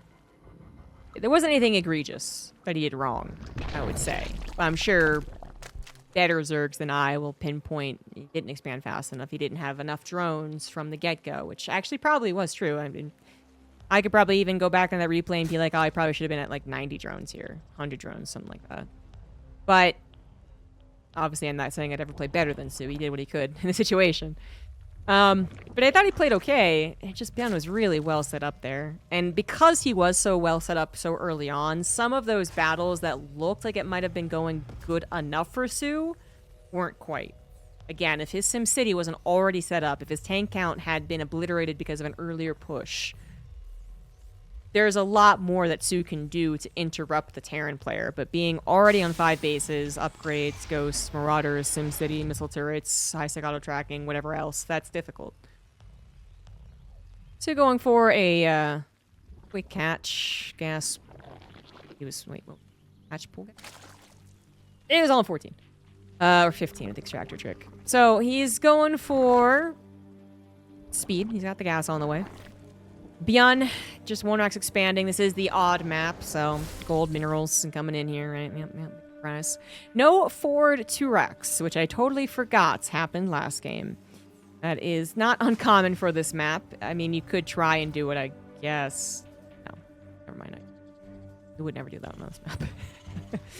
You could 2-Rex on the high ground. I guess you could do that, but you would never forward 2-Rex. That doesn't make any sense. And Byun, they just choose to go for 1-Rex expand. So only one Reaper to bother soO here. I feel like he could have gone gasless this game. But I guess, not Katowice. Dallas had a couple of games where we cast both use TVZ, and gasless seemed like a good idea, and then there was a 2-Rex, just not forward. And it sometimes worked out really well for the Terran, and sometimes didn't. There was a game where Cyril was able to baller trap the Reapers, and that was really exciting. And there is one game where Shin or someone just got totally obliterated by it. So I can understand the hesitation from soO to be really greedy, but he is doing otherwise a pretty normal Zerg build order nowadays. Byun, speaking of greed, going to go into the fastest 3rd CC possible. I mean, not really uncommon anymore, but just pointing it out. Going for 3 CC right off the bat. Very streamlined. Let's see if he actually adds on a starport or additional barracks. He still has no second gas, so I'm kind of leaning towards a bunch of barracks. Might even only make 4 Hellions. Yeah, I think he actually will make only 4 Hellions. Just enough to razzle-dazzle the Zerg player on the offense, but mostly be there to defend against any Zergling swells they might try and throw at you. And then on post-youth, it's a very skinny map. The rush distance is okay, but really I think its skinniness is important. It's going to encourage bases to quickly expand towards your opponent, which is less than ideal for a Zerg player, particularly when they're on Ling Baneling. Roaches are a little bit different, especially if you throw in the shock and all Roach 1-1 all in, and then it's completely the opposite. Oh no! Yeah, that one drone was going to be enough. It was like, should I? Nah, we're all dead anyway. Oh, that's not a good start for soO, who has just lost the first game. Second game not starting off brilliantly. Oh! Actually got that block off. That's very important. More drones were definitely going to die if that did not go down. And now it's covered. Now the Hellions have been corralled, and 7 drones for 4 Hellions really isn't too bad. I would say Zerg players would still be upset about that, understandably. But you have a long period of time where there is actually now 0 map pressure from the Terran player because they do not have their medevacs ready to go, and they did not build any further Hellions. So not only are you not going to get pressured at all, so creep spread goes undefeated, drone go undefeated, right? Drone all the time, no Ling production. You also, as the Terran player, are a little scared about sending your 3rd CC on location, just because your Marine count doesn't cover, again, if suddenly 30 Lings popped over onto your side of the map. You kind of want to play around with that fear a little bit, you know? You don't want to play the scared Terran, but you do have to respect the idea. So, for instance, put your 3rd CC down on location, but maybe don't transfer your FPVs. Which, actually, it's a good thing I brought up SCVs. Oh. Never mind. Well, still felt like an awfully low SCV count for such a fast 3rd CC. I thought he was actually going for a fake 3rd CC. But I don't think that anymore. Or do I? I feel like he must have prioritized barracks production over SCVs. Because yes, the command center lifts, so it's not producing a 3rd SCV, but he still could have been producing SCVs off of these 2 to rally. It can be an important distinction. If 5 or 6 extra Marines show up under those medevacs, it'd be a big difference. Well, like the idea of the supply depot, it's going to be torn down pretty much as soon as it was built. Byun is going to see that nothing is, well, because I forgot, the Zelnog is covered, actually, but he's going to know that he's not going to be seen running across the map and try to take advantage of that. Lings, however, do try and enter into that 3rd base. I would say appropriate response from Byun, yet still loses 10 SCVs. Hot damn. I actually had to double check to see those Lings were upgraded, because what the hell? 12 SCVs and the Marines died right there. And this attack in the middle of the map was simply not worth it. Very unfortunate right there. You know, kind of probably gambling that those Lings would not continue any form of aggression. They would have taken the supply depot and left. Realized they were going to come and kill him. Tried to tuck those Marines to a corner. Thought the SCVs would be enough. Was completely incorrect about that. Perhaps if they had held position, it would have been a little bit better, but we'll never know. The game continues on. soO is going to be out upgraded by the looks of things as 2-2 starts up lickety-split here for Byun, but here they did lose not just a lot of SCVs for the time, but I feel like it's a very important time as well. Like, you really are supposed to have all your ducks in a row at this point for the Terran, not looking back at your base much at all because everything is saturated. And instead, he had that happen while the drop attack thing didn't really work out, and I think it just really messes with the flow of the Terran here. And if he takes that to mean, okay, I got to play very defensive again, I think it's going to be a very different game to the last one. Oceanborn allows for, like I said, that first 5 base setup almost as a given. Not as fast as Byun did, but usually you do see Terrans get the 5 bases. I don't think that happens on post-youth. Byun, boy. Supply block now as well. Oh, geez. You know, supply looks terrible because there's a lot of roaches on the way, but it's still pretty terrible. It's not deceiving, I would say, so much. It is a little. Roaches do that. Yeah. But I think soO is just in a powerful position. He is going to go ahead and swell up the Roach Ravager army. It's not exactly a 1-1 timing because that +1 missile was late, but seems to be what he's doing regardless. He did not throw down Infestation Pit. He's not trying to go up the Hive. Build order might have been a little off. Gonna go for a big old swell, and Byun having those SCVs killed when they were, I think, really hurts him. I love the tank count, though, and I love the position, but yeah, these two probably a little too far forward. Excellent save, though. Byun starting things off really well here. 4 tanks. Definitely a good amount to have, and they're all protected so far. 2-2 about 30 seconds away as well, but not for this fight, which maybe Byun doesn't want to take directly. He's got to draw them back into further tank fire. 2 out of 4 tanks, actually only 3 now, make that 2. Point is, not all of them are firing away. Medevac's getting awfully low on their health as well. So far, alive and well, healing up those Marauders. Very important right there, and 2-2 will finally finish for the Terran. God, it would have been lovely if that had completed 30 seconds earlier, though. I think if 2-2 was done for the beginning of that fight, that's actually a no-brainer. Byun probably takes an amazing fight, but the 2-2 lacking did end up hurting him. Just not quite enough units. All the tanks not able to fire all at once because of the way the engagement was happening. 2 out of 4 was still pretty good, but might not be enough. soO's second attack is on the way. 1-1 to 2-2. Let's see if 2-2 bio really is super imbalanced. NCV's helping a little bit, too, by body blocking. There you go. Why not? Medevac count's actually very, very high. Gonna dodge and weave away from the corrosive biles. Tanks, once again, trying their best to help out when they possibly can, but the amount of bio on the front line just looks so small. Oh, an extra 20 Marines would do amazing at just body blocking to a certain extent. Corrosive biles, once again, hitting that tank down to 2 on the high ground, only somewhat helping. SCV's pulled in. The last 4 bio units. Make that 3. Make that 2. Going down as I'm speaking. Now soO realizing only Ravagers left alone on the forward position. A little vulnerable there. Might back away. But he's got Roaches rallying across the map. He's going to try and end the game here. Byun's 3-3 did start up. So he's got that in 90 seconds. I thought he was building a 4CC. He did. It's an orbital. He could actually have lifted that over to the left side, no problem. Has yet to do so. Just dropping mules on the 3rd when he can. Bio count has kind of recovered. Thought it was actually going to be the breaking point when it was down to those 2 units, but not quite. Byun has a second chance in this game. Nonetheless, being sub 50 workers, soO, Byun is going to have a tough time winning. And soO has a lot of options. He could continue doubling, tripling, quadrupling down. Or he could actually add an Infestation Pit behind this. He is going to just quadruple down. More Ravagers, more gooder, alright?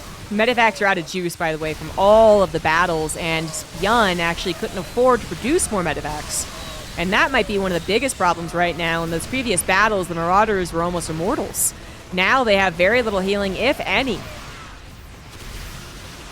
And just because Byun couldn't afford to make the Marauders, the upgrades, the SCVs, the tanks, and the Medevacs.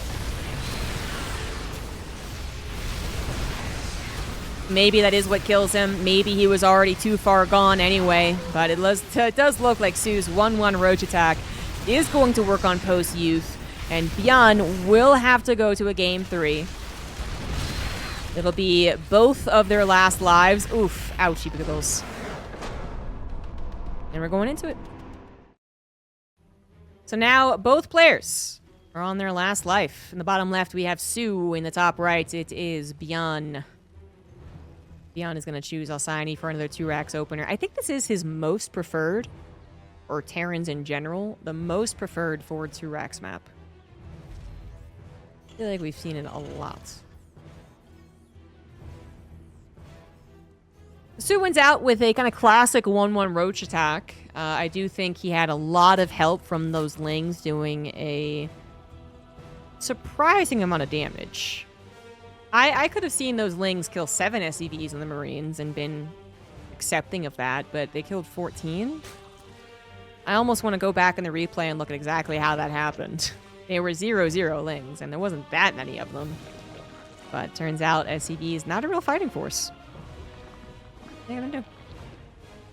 So then, yeah, that's however many less Marauders, less Medivacs, 1 less tank, I don't know. It's whatever less that Byun could have used to barely hold on against that attack. They didn't have it. And soO's loss of drones to those Hellions I don't think was quite worthwhile. For the Hellions. Anywho, so 2 racks on the opener. soO actually going to go into a 1-base gas pool build, which I am really surprised by. I don't know. I actually am a big non-believer in Zerg attacks, I guess, besides the 1-1 Roach push. Like, I love when Zergs do those mid-game aggressive attacks. I'm kind of even okay on the big Roach Ravager Ling swell all in. But anything earlier, I think, just kind of sucks. You know, early Ling Flood, early Roaches. Against the 2-racks as well, in particular, I think you can do a lot against someone who maybe only uses 1 Reaper to scout. And then there's a good chance you can avoid being scouted. But basically, because the 2-racks is so good at being the aggressor and the scouter, and even pretty good at defending, if someone is known for 2-racksing, I don't see a reason to be aggressive early on. But of course, I've been talking aggressive, and it could be that he wanted really fast speed. And so that will take away the Reaper's powers faster than they might anticipate. Of course, this Reaper is going to scout the build. You can see the hatchery timing. You can click on the gas. See, already so much has been depleted. You can see the spawning pool wiggly jiggly. Well, it would be, but we know it's an extended wiggly jiggly. Yeah, again, I'm blaming Twitch for all these drops, guys. I don't know. Not much I can do. All right, so anywho, back to what I was talking about. So it's not going to be something really early and really dedicated, which I'm happy to see. I was a little scared. I mean, soO can be an aggressive Zerg player, and it is kind of a baller move to try and do an all-in in Game 3 on your last life. I just don't think it would have worked. I'm glad to see it wasn't it. But it is very fast speed. It's about 30 seconds faster than kind of a typical speed. Oh, boy. But soO, you know, as much as it is nice to have speedlings to deal with these Reapers, I really have to argue... Oh, man, the creep went down. Oh, God. I really have to argue how helpful that is. I mean, even if the Reapers die, the Lings can't do anything further. What would actually be really cool, you know, we've seen some people try and just go ahead and Bane bust the 2-racks.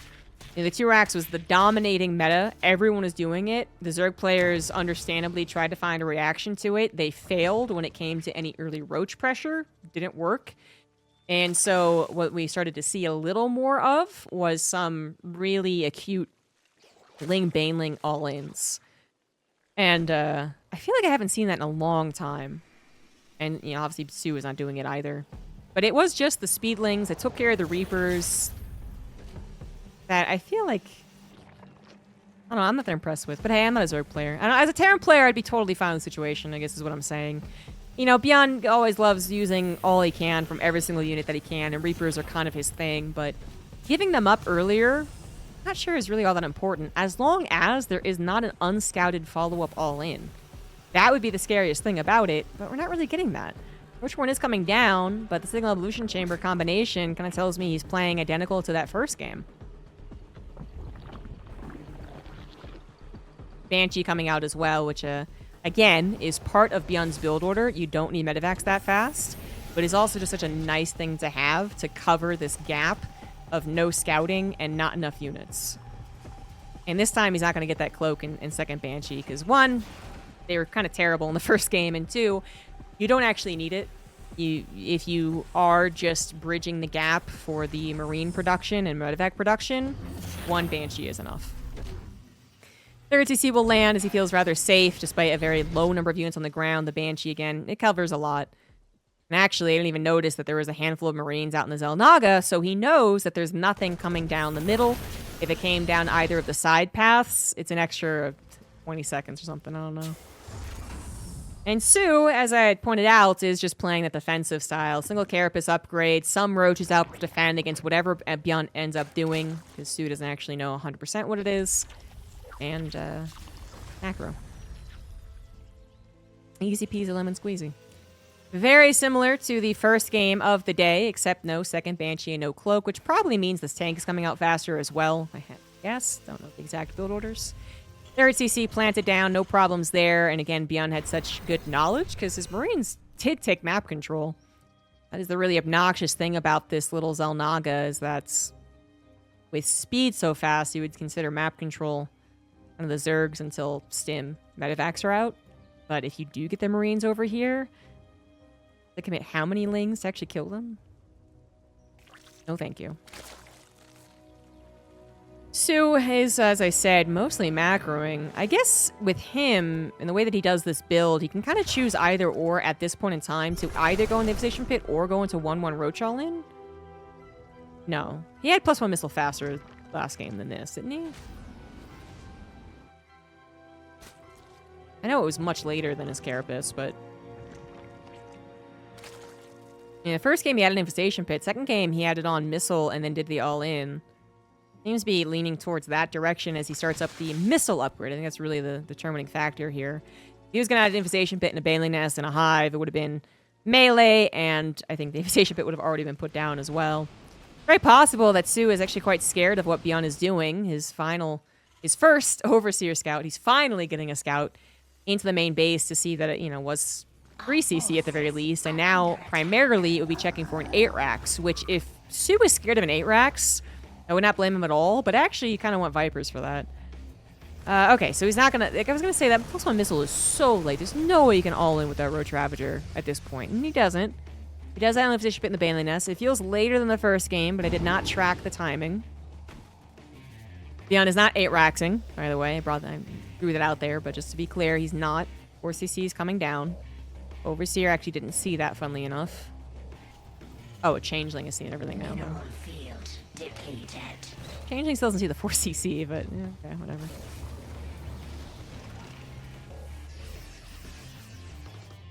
Now I guess the question is, does Byun try to play as turtly as he did in the first game? I really don't think so. He did this push out, and then he backed away, and then he turtled in that first game. So, will he do the exact same thing? I feel like Alcyone is less well-suited for that, and a bit more well-suited for an aggressive Terran.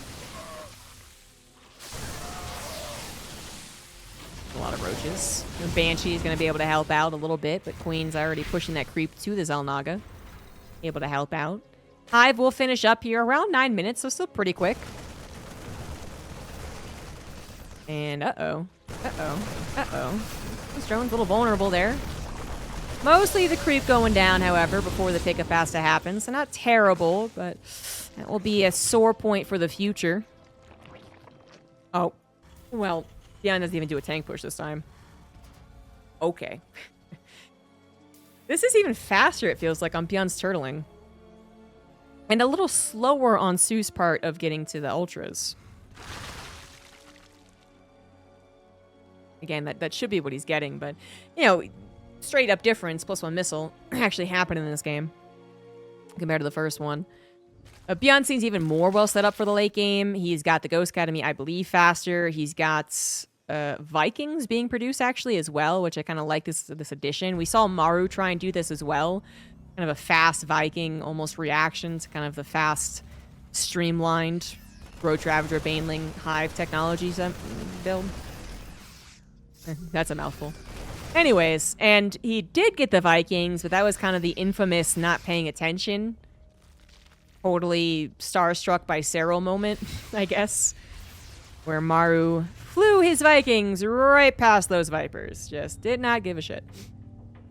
I imagine Byun will not make the same mistake because he doesn't have quite the hang-up versus soO like Maru does versus soO. Ultra's Cavern is coming down now, but the Ghosts are already on the way out. So in that first game, Ghosts came out as Ultras were being produced. So this is better for Byun. He's going to have that upgrade lead. That was pretty much no question. Again, the SimCity is being set up here. I love the supply depots. Now, keep in mind, those are his actual needed supply depots. They aren't, 10 extra ones he doesn't need. If they go down, that'll be a heavy supply block. Hopefully they don't. Large drop. Needs to be careful not to lose those units. In that first game, he had a blitz across the map that ended up trading minerals for minerals. Didn't end up impacting the game overall. But I would still say that was not the best use of the Marines. You want to have at least 2 medevacs flying around, which Byun does have to the south, trying to enter into that main base, but pretty nice protection up there. A couple Spore Crawlers, Ling In, Baneling, not really worth it. 5th base would be a better option if he could go ahead and just maybe individually drop Marines. He might pay attention to that later on. Clearly, he's just patrolling right now and really focusing on the setup. Okay, now he's paying attention. He's going to actually kind of cut through the middle, get onto that 3rd hatch out of the Spore Crawler range. Focus fire some Banelings. Ah, yes. soO even knew that was coming. That's why he pulled back. And once again, a couple parasitic bombs. No split. Yeah, that one's gone anyway. I was going to say I thought that one survived, but damn, that was close. And the Marines just unload. Byun is absolutely focusing on more important things. I think that was a very decisive, I don't need to pay attention anymore. And he is up to 5 bases, so I would still contest that Oceanborn is a more viable 5-base setup. It is one of the easier maps to get that up, but Alcyone's not too bad, and the game has been just so passive? Yeah. Okay. It seems to happen, no problem. soO has not tried to engage. She's trying to perfect his army, trying to catch these drops, and has not stopped Byun from advancing. And so we're in a very similar situation to the first game, except I think Byun is in an even better position. Might be wrong. Maybe soO has taken less battles and maybe is banking more, but I feel very good for Byun because he also won that first game. So soO is going to have to do something better in Game 3 to win out the late game versus this Terran. I don't know if he's going to be able to do that. Ultra's still not being made. And to be fair, if he's not planning on really doing an attack, then you don't have to pick the Ultras. And he doesn't have that much supply to make them anyway, so probably going to attack first, then remax an Ultras. Beyond 5th base, just getting up and running like this so easily just feels like such a... not a missed opportunity. I understand why soO isn't trying to go after it, but it doesn't feel good for the Zerg player.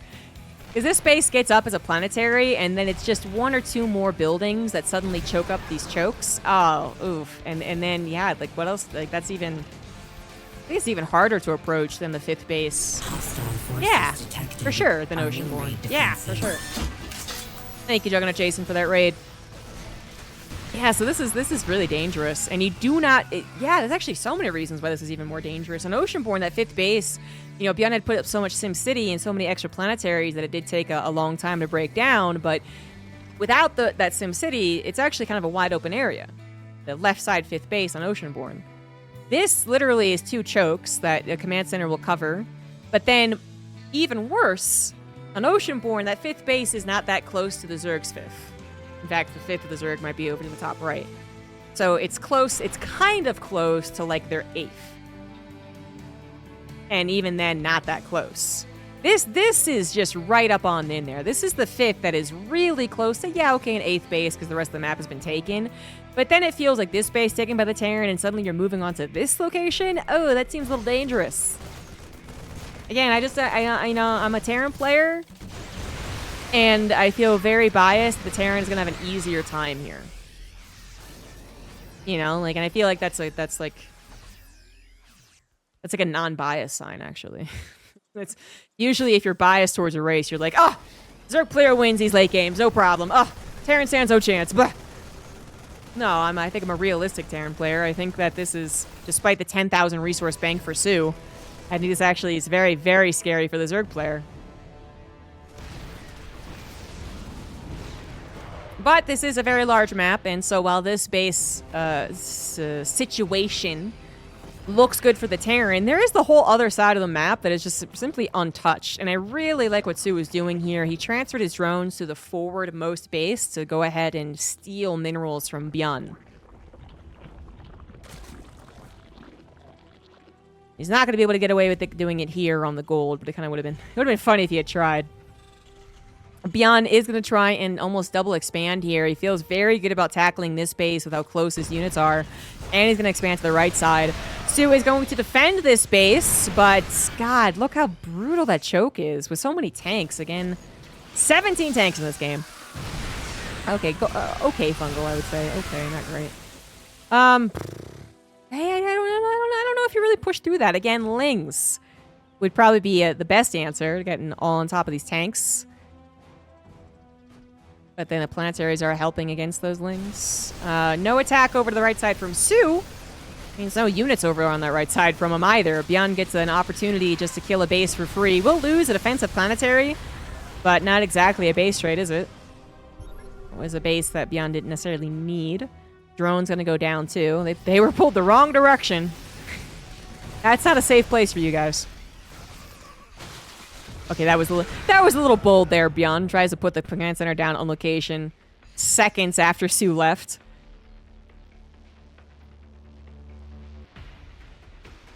But soO, who was rolling in consistent cash, he actually still has a huge bank, but he was actually mining aggressively, you could say, is now back to a kind of typical Zerg setup. It is, of course, good that he aggressively expanded earlier on and tried to steal those minerals, so that he has almost 12,000 in his bank. But that is now a time gone. He will not get that opportunity again, methinks. It is kind of difficult to actually take this base. soO is going to contest it as much as he possibly can. Running after the retreating army through the chokes is where things get really dicey. Ghost able to flee, the looks of things, back to the planetary, which does have no upgrades.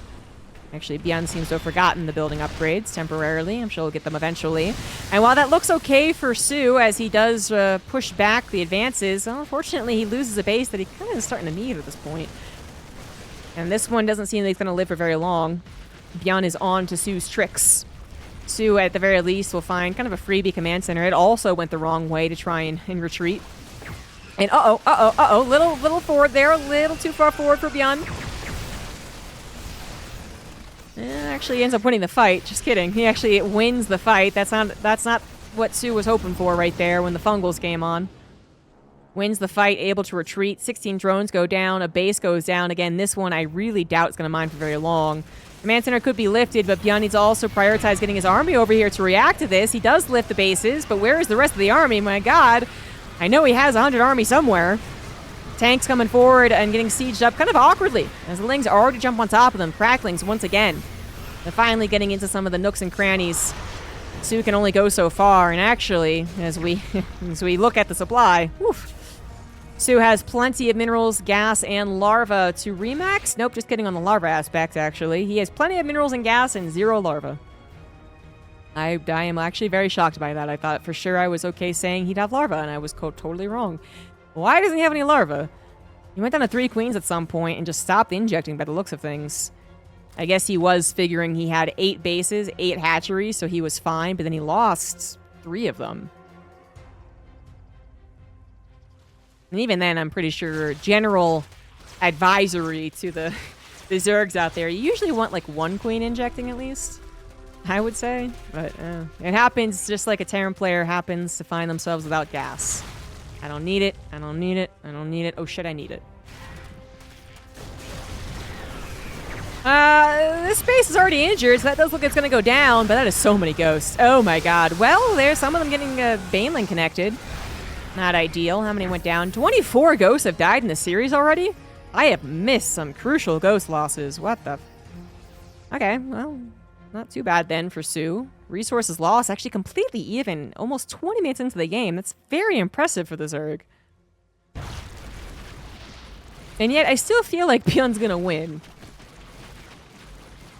He's still very well set up on 6 bases. Wait, no. 7 bases. He got this base up to the right side, so he's on 7 bases. I'm not sure he's going to care that much. About the resources being perfectly even. Because at the end of the day, that still means that, like, soO is the one that's, I think, running out of cash a little more. As this base might be a goner. It actually did get to mining, so my guess was incorrect. And this was, once again, a little bit of an overreach from Byun. The tanks were in siege. The ghosts weren't prepared to get those snipes down. Forced to retreat all the way back to the double planetary. Again, no upgrades on those buildings is a mistake from Byun. And hold on. Hold the phone. That was one of the worst moments possible for Byun. He really needs to consolidate and get the front line back under his control. But soO isn't remaxing, and this time he actually has Lings. I feel like if he remaxes ASAP, he could actually continue going forward here. In fact, even without remaxing. Well, no. Okay, I take that back. Okay, but if he had remaxed faster, I feel like a lot of Lings also would have been great. I mean, it was still a big mistake from Byun there. He lost control over 2 pretty important pieces of his plan. So the base, as well as the gold base. And when you get that set up, you also have the high ground. So that's the plan, is to get the high ground and yell at the Zerg player to come at you. But that just got broken. And he lost way more ghosts, too. 37 ghosts now have gone down. Any good. But it's not game over either, because he did have 7 bases up and running and still has 6. I just don't think he can do that mistake again. Especially as he tries to make that successful transition over into Spooky Mech, which he's pretty much already there. The tank count has good retention. 17 tanks have been lost in a 21, almost 22-minute game. I'll allow it.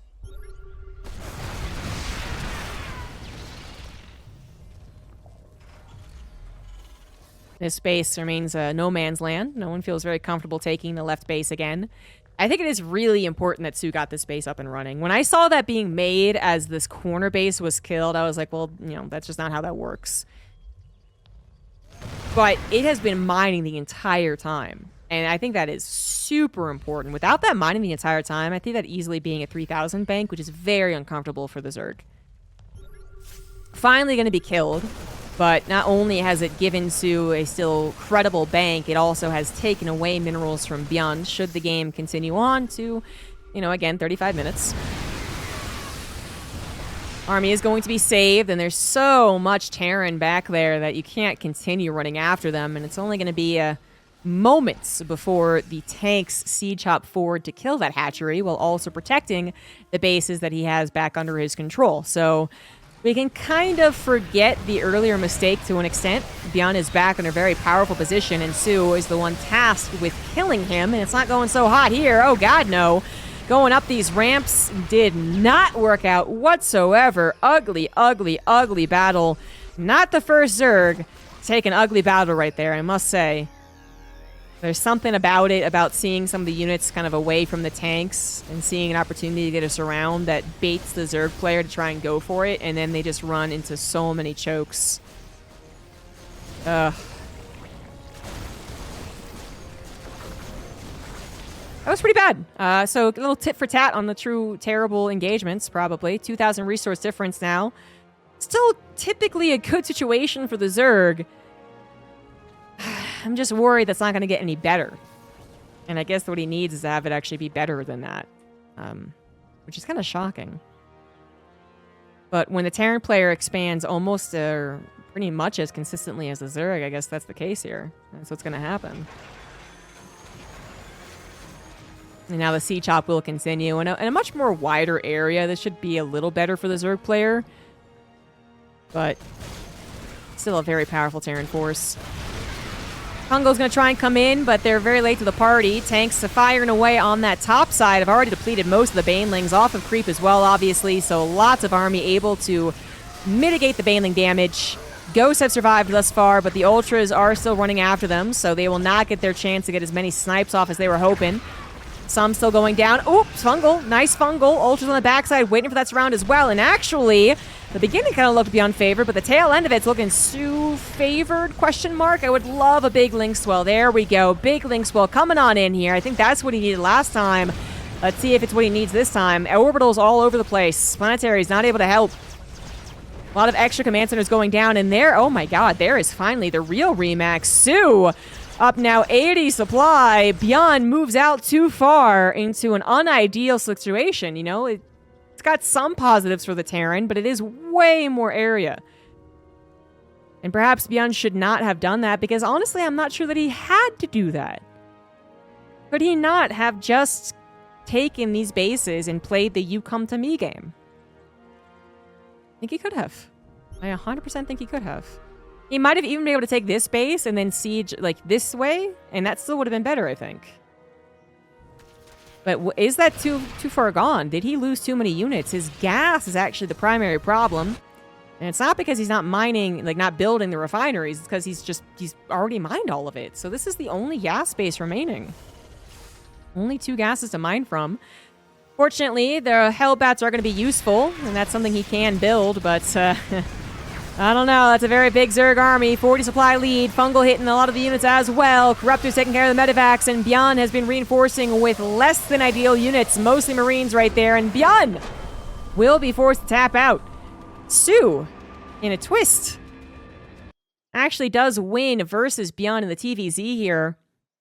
Not the series I was anticipating whatsoever. I would have absolutely predicted an aggressive Byun 8-raxing against soO even, but decided not to do that. Played the turtle game. It worked out for him in the first game, and I really, truly believe it was working out for him in the second game. But he severely overextended. When I really don't think that he had to. So he is going to be kicking himself about that for the rest of the season. And we don't actually know if GSL is coming back next year. So yeah, that's a disappointing way to leave. It does mean that soO now gets to face Maru in the decider match. Good luck, soO. Welcome to the decider match of Group A, round of 8. We had Maru defeat Cure. Wait, no. We had what actually did happen in this entire series? Cure beat soO, and then there was a Cure versus Byun. Cure won. Then Maru versus Cure, and then Byun was waiting in the loser as my cat tries to knock over my water. And then Cure actually beat Maru 2-0, which is a pretty big achievement for him, but I think he's done it before in groups and then still missed out in beating him in like the finals. So, gotta wait to see if Cure has actually broken this curse. Anyway, so Cure's already advanced to the round of 4, and then Byun faced soO and actually lost, which I was really surprised by, especially because at game 3 I thought he was in a fine macro position. But Byun is out of GSL, and now it is soO versus Maru for the last spot out of Group A.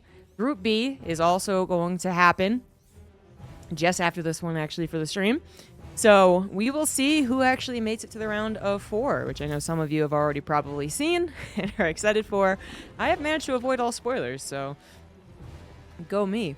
But anyway, now that we're all caught up, and this has been probably the longest I've spent trying to cast a single tournament group or replay or whatever, we're finally going to complete it. It's only taken, you know, over 3 days, 6 days, whatever. It's fun. So, site delta, bottom right soO, top left Maru.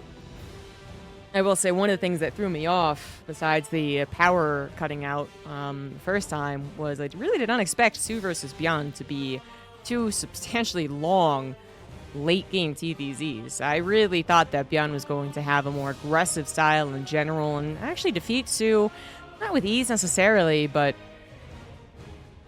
just better. I don't know how to say that. So... yeah, this is the rematch, isn't it? This is Maru versus soO. Must have happened in the first series, because then it was Cure Byun, and then it was Maru Cure. So, yeah, this is a rematch. And in the first series that they played together, soO had a pretty bad first game, if I recall correctly, and an okay second game. But overall, Maru, with no surprise to me, did defeat soO. And now he's going to do it again, but there is a rather infamous GSL curse that does happen. I would say often in the last couple of years. We do see the same players match up in the decider match, and whoever won previously then loses. However, that usually has to do with probably more like the beginning match was a bit of an upset to begin with, and then the decider actually kind of mellows everything out, and you're like, okay, the world is right again, because that wasn't supposed to happen in the first place. So with Maru defeating soO in the first series, and then now in the decider match, I feel like this is one of the examples where we're not going to have the decider match curse, but I could be wrong. 3 Reapers obviously trying to do a lot of damage to soO here, as Maru did place a forward barracks position, and likes how this worked out, I think, last time they face off, which was actually only a couple hours before this, but to us it's been days. Ooh, not the best result, though. Oh, that was actually pretty ugly to lose 2 Reapers against someone who still does not have speed. Well, frankly, it's not supposed to happen, so this has gone way better for soO than the first time they matched up in this group. It's great for soO, who seems to be improving his ZVT as the group goes along. So again, pretty mediocre result versus Maru in the beginning match, and then obviously defeating Byun. I'm playing a very complicated game of keep away from my cat, so I'm a little distracted. I'm all over the place. So we had the follow-up into the Hellions, very quick engineering bays and a 3rd CC, and this is literally the most greed you can do in today's StarCraft 2 meta. The engineering bay is coming down long before any additional barracks is kind of insane as far as the units you have to defend any type of all-in. But if they're not all-inning you, and soO hasn't really been doing a lot of aggressive openers, he does have a Rocheborn though, and it is kind of hidden. I'm actually thinking he will be doing an aggressive opener. Exactly, yeah. Then that's fine, and then you just have the supercharged attack that also has 1/1. That's amazing, but it's not amazing if that significantly delays any type of extra barracks production, or if you continue to try and be greedy, streamline your factory production as well, so that you only get a certain number of Hellions, in this case, as I press all the buttons, 4, fine amount versus Lynx, obviously can't do very much versus Roaches, and then you use that factory to build tech labs and reactors that you don't actually build tanks and whatnot out of. If there's a tank popping out right now, Maru has a really good chance to hold and not take very much damage, but that doesn't seem like it's going to happen. It really shouldn't with most of these builds, I feel like, but it might already be too late anyway, even if the tank starts up at this point. The Roaches have successfully circumvented the Hellion Scout. Really nicely done here by soO so far. The Hellions now catching a glimpse of the Roaches. Maru's got to go full panic mode at this point. Bunker should really be coming down. Tank does start up, but like I said, even if he started it up, it's after the medevacs and after stim and after the Baron Marine production. And did he actually see that there was Roaches on the way? I mean, yeah, he must have. And he's actually not scared of this. Okay. All right. I would be scared, because this isn't just Roaches. It's not just a handful of Roaches meant to scare him. It is also the Lings. The Hellions tried their best to take care of the Lings. Their best possible thing they could do. But now we'd have the Roaches as well. And it looks like Maru actually timed this out so damn well. I was very sus on that tank timing. Or if you'd even get a tank. But he did keep that tech lab on. Seemed to be his intention. And in this case, it worked out swimmingly. Pulls the SCVs for half a second. Does lose 6 of them. But remember, he's got the super fast 3cc and super fast upgrades. And so soO, who I thought was actually doing a pretty nice build against this, ends up still being too late to punish it.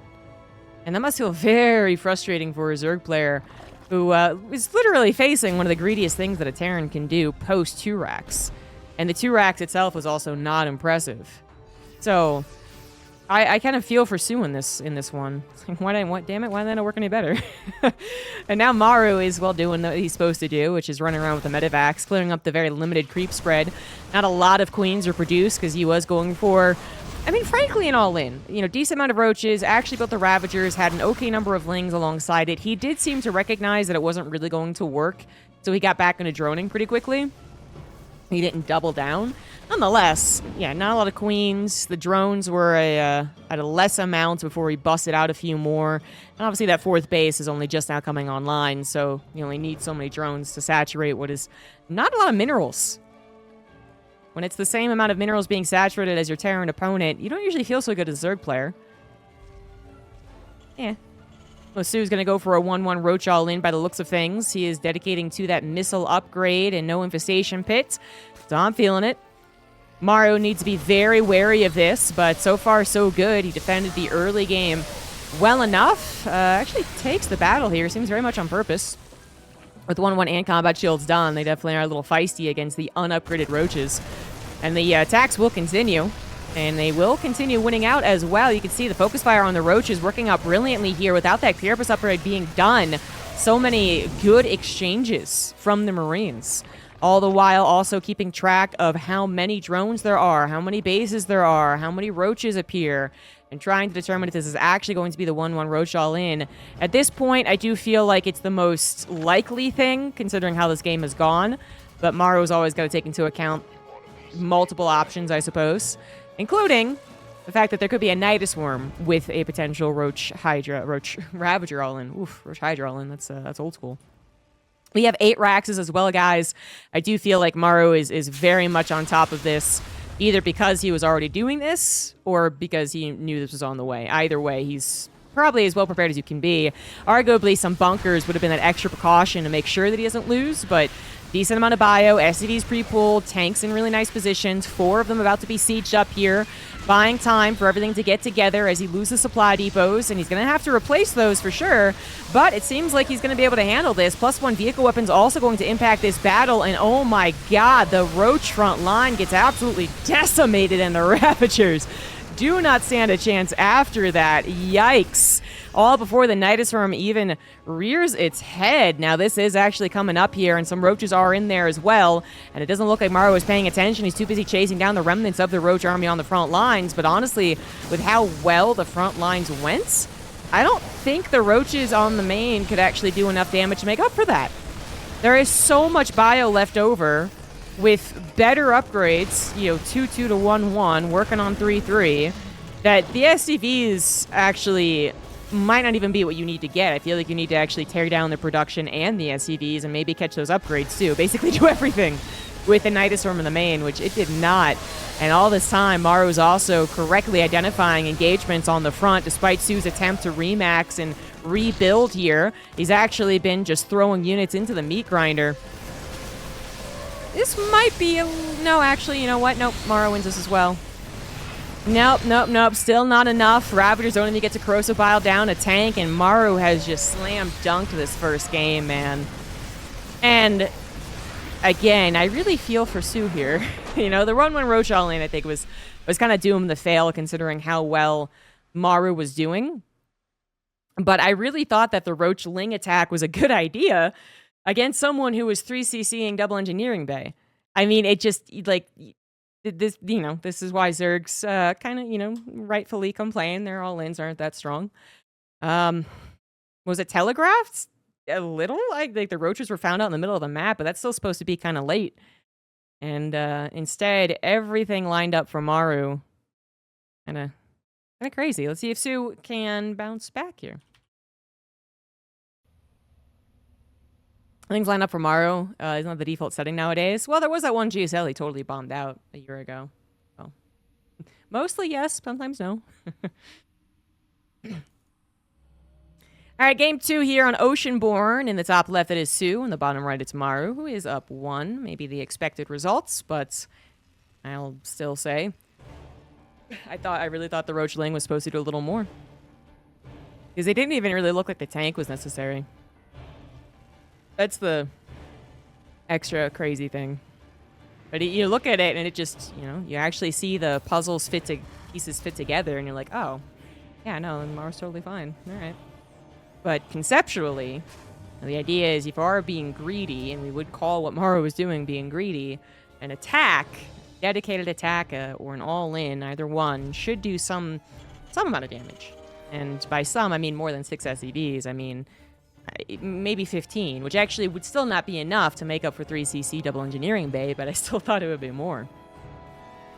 But say la vie, soO is going to have to not do that opener, I suppose, considering how it failed. I mean, yeah, no, I was going to throw out maybe it would be better against some other version of that to build, but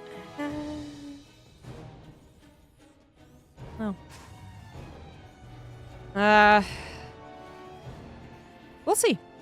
Maybe soO is going to get another chance to actually throw out an attack. We got to forward 1 Rax right now.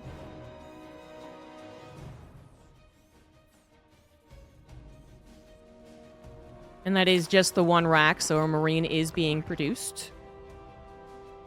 And so if soO actually sends his Overlord all the way forward to get a cheeky check into the main even, he is going to be killed. There's a little Overlord pervert spot, though, so you should be wary of this. This is very common, I would say, amongst the Koreans to kind of flip-flop between going for the forward 2 racks or the 3 Reapers, then Marines, or the forward 1 racks to then snipe the Overlord to go into even something tricky or maybe just something super macro. Because this is what happens, right? Because the Zerg player is like, well, if he does 2 racks in the forward position, I'm going to get a lot of free scouting because he's not going to get a Marine. He's going to get 3 Reapers, a Tech Lab, and a Reactor. And then you get a free scout at that front, confirm there's a command center and not a 3rd racks, and then you hide over somewhere else. But you throw that Overlord in thinking you got that time and there's a Marine already waiting. Yep, that's a dead Overlord. Obviously, there's a downside to this for the Terran, which is that they are not getting any form of scouting. But, again, the likelihood of soO going for such an early attack after his last sort of early attack, you know, not nearly as early as this would have been, but failed. I mean, I just don't, I feel like it would not actually be what soO does. And if that's what's Maru thinking, then Maru is 100% correct. You know, you do get scouting with the Hellions in 1 second here, but he has no idea even what the opener was. Now he has a pretty good idea. Although the Lings are causing some problems. A little ring around the rosy. Nicely done, Marine. Yeah, they don't have speed, obviously. They never kicked in around 3 minutes. There's no roaches following this up. And you pretty much know what's the deal. Let's see how many Hellions he gets. 3rd CC is going to be coming down here. And another Marine is actually produced. If he keeps on producing Marines, well... Nah, I was going to throw out the potential of a how bad attack, but not feeling it. Nope. Never mind. Overlord. Oh, my God. Ooh. A little ugly supply block right there. soO, 36 out of 36. On a slow unraveling of that supply block, does seem to get... This is the 2nd time. The first time I noticed an early supply block was in their first game of the first series between these two. And now it's happened here, and it seems like even just a small amount of pressure can still throw soO off. Which he managed to recover from versus Byun multiple times, but... Thank you, Ace, for that raid. Uh-oh. Hellions coming on in here, and that Evolution Chamber block did not happen. However, once I go into the main base, where the Evolution Chamber block also doesn't happen. Whoopsie daisy. However, this actually really isn't all that bad. Still gave time for the Lings to catch up, the Queens to catch up, and the Drone to do a little bit of a spread. And, well, this actually reminds me of Byun versus soO Game 2, where the Hellions getting in, it looked like a terrible follow-up, since soO was already down a game. And it killed 7 drones, I think, when Byun did it. And I was like, you know, the Zerg's unhappy they didn't block it, but I don't actually think that's too bad. This time it was 6, so I feel again, like, you know, soO would prefer that not to happen, but... You know, lose all that map control, like any type of map control you can call for Hellions. There's no further threat of a dive, and if you drone during the dive instead of panic produce 30, 40 Lings, then you can actually start your road to recovery pretty quickly. Looks like he is maybe thinking of that game with Byun, where there's also a couple of Banshees that surprise him as he's getting cautionary Spore Crawlers. You know, Maru had no idea from the get-go what soO was doing, now has a bit of a better idea, but Maru also is unscouted.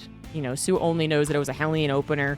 It could be 3CC Double Engineering Bay because that's what he did last game, and it was. He just aren't 100% sure. So there could have been a starport producing 2 Banshees, and soO chooses a very safe way to defend a possibility. But it kind of sucks because it's not on the way. Lair also coming down to the 3rd base is always an interesting choice. Yeah, it gives you more health, but then it's in a more vulnerable position to a direct attack, so you don't usually see that. Natural remains usually the way to go. Marines actually already marching out here as the Medivacs pop out. We have all the production just about set up, and obviously 1-1 already completing. Armory perfectly timed as well, and Maru has once again gotten away with a very greedy build. You know, soO trying to match it to lose some drones, as well as had a couple of supply blocks, or kind of half supply blocks, if you will, so it's not the prettiest macro on the side of the Zerg, but it might be good enough. Once again, going into 1-1, that missile seems to be the greatest indicator, and the synchronized evolution chambers seems to be the signal that he is actually committing to the 1-1 Roach attack. He is not looking for a macro game versus one of the if not the best, late-game TVZ player in the world. Tried it versus Byun, and it was almost a death sentence for him. I really thought he was going to lose that third game. And he's like, you know what? It almost worked versus Byun. It probably won't work versus Maru. Can't disagree with him if that's what he's thinking. But going for the 1-1 Roach all-in after not the greatest start to this game, and a very good start from Maru to this game. It's always a little sketch after the last time you tried worked out terribly. I mean, that was one of the worst 1-1 Roach all-ins we've ever seen. Not because of soO, just Maru was so well prepared. So yet again, you got these substantial upgrade leads. You got the tank production starting up rather quickly, although not as quickly as last game, I think. Oh no, second tank just popped. I think it is as quick. +1 vehicle weapons also on the way. Might actually be a part of the defense once more, and that could be very helpful. Maru could also build bunkers once he realizes this is happening and really ensure his victory. And he does have to determine this is happening. He actually has not gotten a scout on anything thus far. Excuse me, he did scout the Roach Warren. But further scouting into the dronage, hatchery timings, amount of... Well, that's basically it, amount of roaches and drones, right? Hasn't happened quite yet. One queen gets picked off here. Second one could go down, but actually going to go after the roaches. Once again, the 1-1 upgrades. I'm going to make it tempting to go after the roaches, but this time around, the upgrades of soO were actually done. So that's a huge difference. That +1 carapace really making a big impact in those types of battles, where if he didn't have those upgrades, Maru actually probably gathers 3 or 4 more roaches. So now you got to figure they are committing. They're very forward on the position. Their Ravagers are already created as well. And Maru is just like, no, excuse you, caster. There's a great possibility this guy's staying at home. Okay, I know I have God vision, but oof, this seems like a miscalculation on the side of Maru. What the heck? Oh my god. Honestly, just to push out like this against a Roach player, unless you know 100% they are diving towards a hive and infestation pit, is actually just kind of crazy. Like, the easiest, safest way to play this is exactly what I was talking about, defending with a couple of bunkers, then it's like an A+ defense. Now you get into this weird position of a base trade. I mean, it kind of looks like it might work. Maru's supply is actually still pretty good because Roaches inflated so much. He's got those 2-2 upgrades, and he's going to go ahead and transport tanks up into the high ground of the main base. That's actually not a good idea. If he had to killed all of the Roaches and reinforcements beforehand, it might have been, but his tank's already dying before the Marines come up here. This was not at all Maru's plan, and that was not it, man. That was not it. If he had done that immediately, gotten up on the main base, sieged the tanks, and had the Marines protecting the tanks, then yeah, of course the Roaches coming back up their own ramp would have been very bad for the Zerg, but that was not the correct timing of placement of units. Maru did manage to kill a hatchery, and there's a lot of lost mining for that, and that was the lair before 2-2 had actually started, so that is a significant delay on soO's upgrades, but soO now has that 40 supply lead that, might actually be able to kill a Terran who doesn't have all of his army back at home, who doesn't have a lot of tanks, because he just gave all of them up. And so it's all down to the 2-2 Marines versus the 1-1 Roach Ravager, and they're pretty good, but they usually need a little bit more. Either more numbers, so 100 Marines instead of 50, or a couple more tanks. And my goodness, he just wants to attack. He's like, this game is boring, I hate it. I'm going to attack, I'm going to base trade you again. All right, that's his prerogative. Now he has even less Marines helping to defend on a very low tank count, only 2. And with Overseers in tow, the one on the high ground isn't as safe as you would like. Neither is the one on the natural, honestly. And now it is one tank helping out, and that is, well, I thought that was going to be killed. There we go. Yeah, no save on it possible. Now the barracks production also getting torn down. Tanks rallying into the action is less than ideal. It gets one shot. And now it is just the Marines and the SCVs defending at home. The upgrades hoping to actually carry Maru through here as he tries to get equal damage back on the other side of the map, but I doubt he's going to get equal damage. The Roach Ravager is very close to getting on top of his production, killing all his supply depots, but Maru's supply is actually so in the gutter that doesn't matter. And even with 2-2 upgrades, this might just be enough from soO with the rallying reinforcements somewhere, somehow, maybe, eventually, that the Marines will be cleaned up. soO actually has a bit of a larva problem, so that's currently giving Maru some hope. It's like, oh, maybe he actually has no money. Let's go. Well, not exactly. Just needs to wait for a couple of injects to pop. And again, the Roach Ravager on Maru's side of the map is kind of dominating here. It does not get into the production, but having stalled out basically all mining of Maru, the main hardly accounts, then finally supply blocking him. He killed that many supply depots to actually decrease the overall lead supply by 100. There's a lot of supply depots down there. And, yeah, soO has won this game. And I really just... It actually feels like one of those, like... I've played 20 games of StarCraft today, and they've all been defensive, and I don't want to play that way anymore. So let's just make it crazy. Let's just go for it, like you would if you don't care about your MMR. But you know, it's a GSL decider match. I don't know about that one. For whatever reason, Maru chooses to go out against someone who was building roaches without that 100% knowledge that they are trying to transfer. They're trying to transition.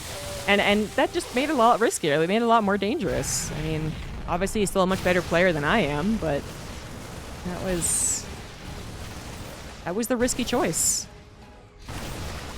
Perhaps Maru also didn't want to play a elongated game versus a Zerg player on Oceanborn, thinking, okay, he's going to 1-1 Roach all in me, I'll defend, but maybe not as best as I could, and then it's going to get into this long drawn-out game. Doesn't sound very fun.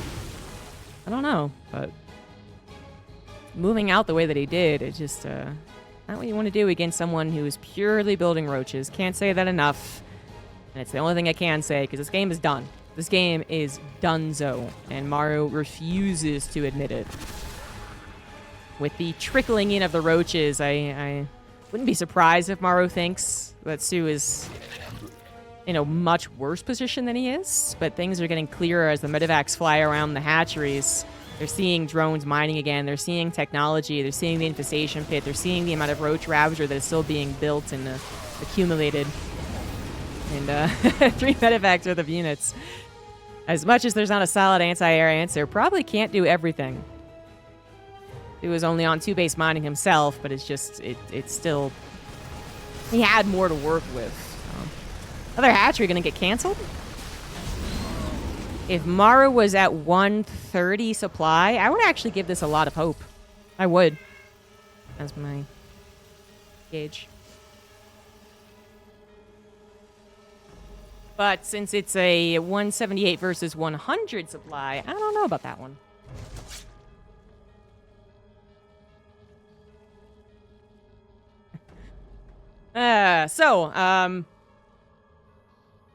What else? What else is there to talk about? Factories also got killed. Starport got killed. Slowly rebuilding. I can't believe Maru is still in this. Was I spraying a cat? Maybe. I was spraying in the direction of a cat. I don't actually spray him. But he gets up on the shelves to bully Nixie, and then I can't reach him anymore, so... Usually if I just point it at him, he's like, ah!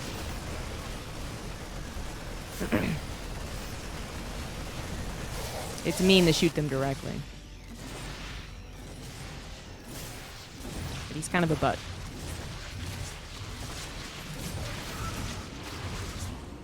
To me, my cats interacting is maybe more interesting than this game, but for someone out there who's very upset. soO.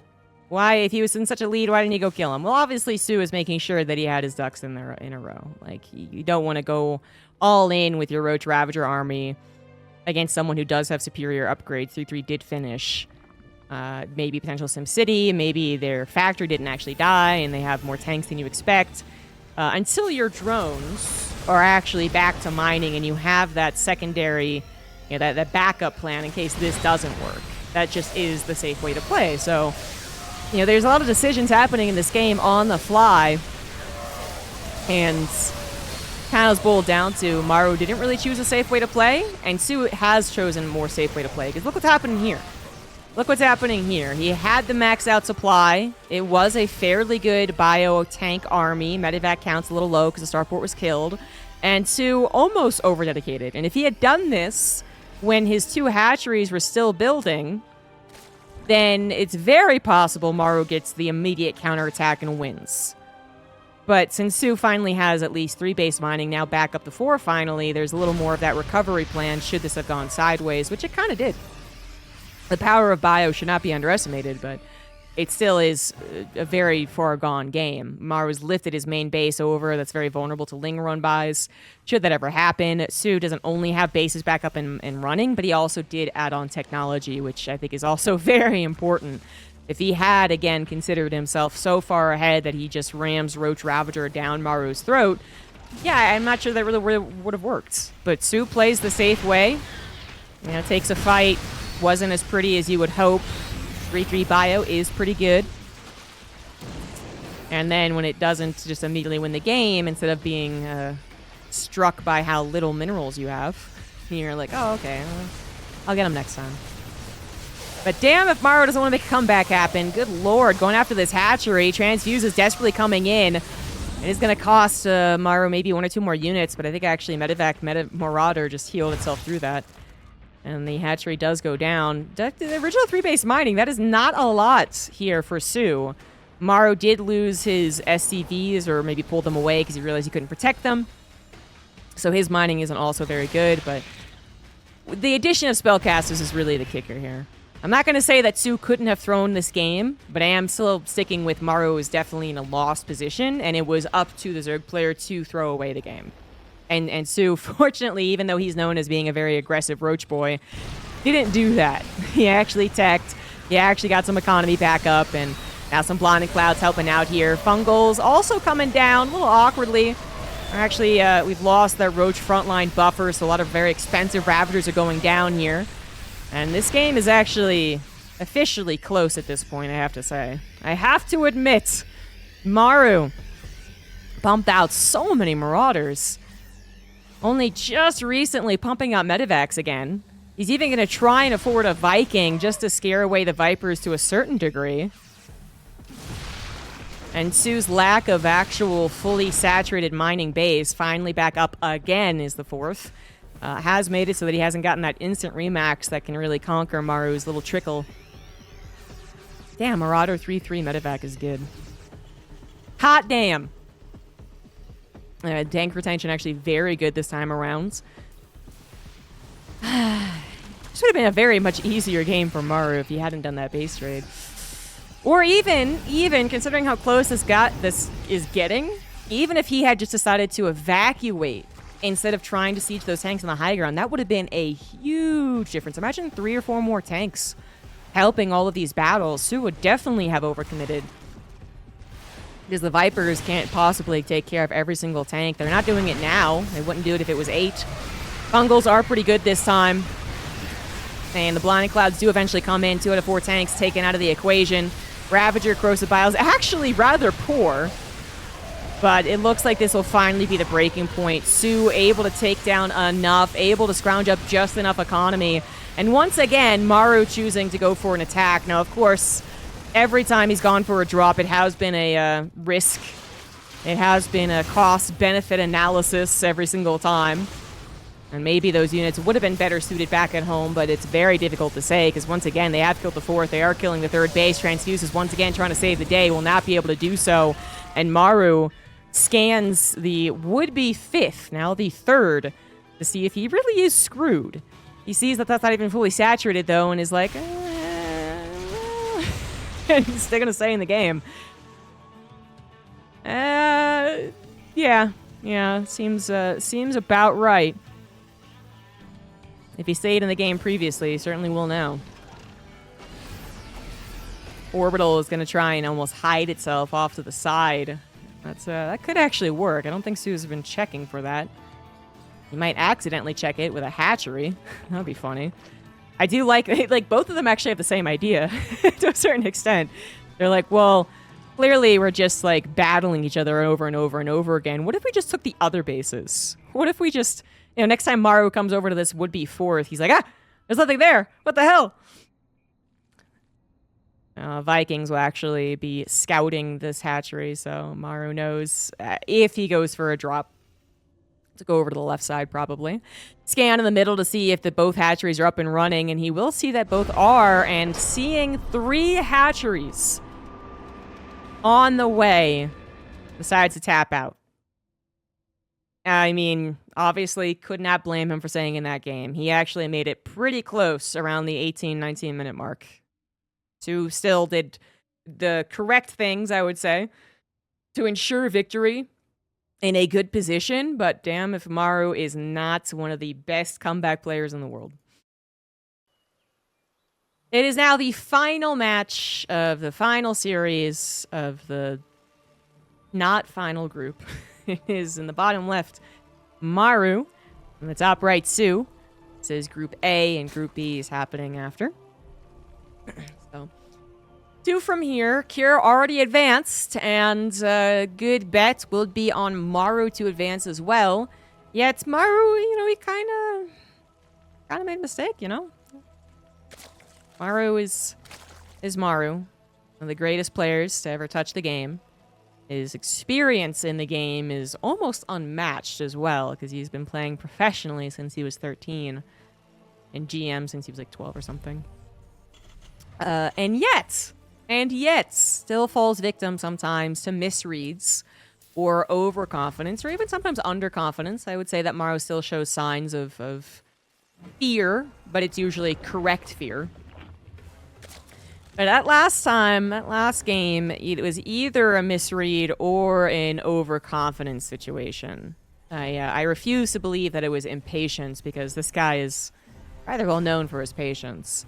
So one of the 2 that I just listed, but yeah, I'm gonna call it like it is. There was a mistake. That is one of the more dangerous ways to play against someone who is all-inning you with 1/1 roaches. That's the way it's always been.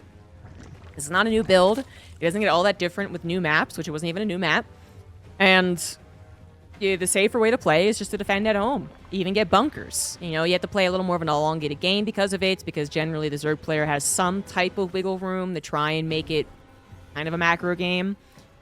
And that can be certainly annoying when you're like, well, I defended the all-in. Like, what the hell, man? But Maru's an experienced guy. He knows the way that it would go, and he knows that inevitably he would win if he played his cards right and defensively and safely, and he kind of chose the risky option.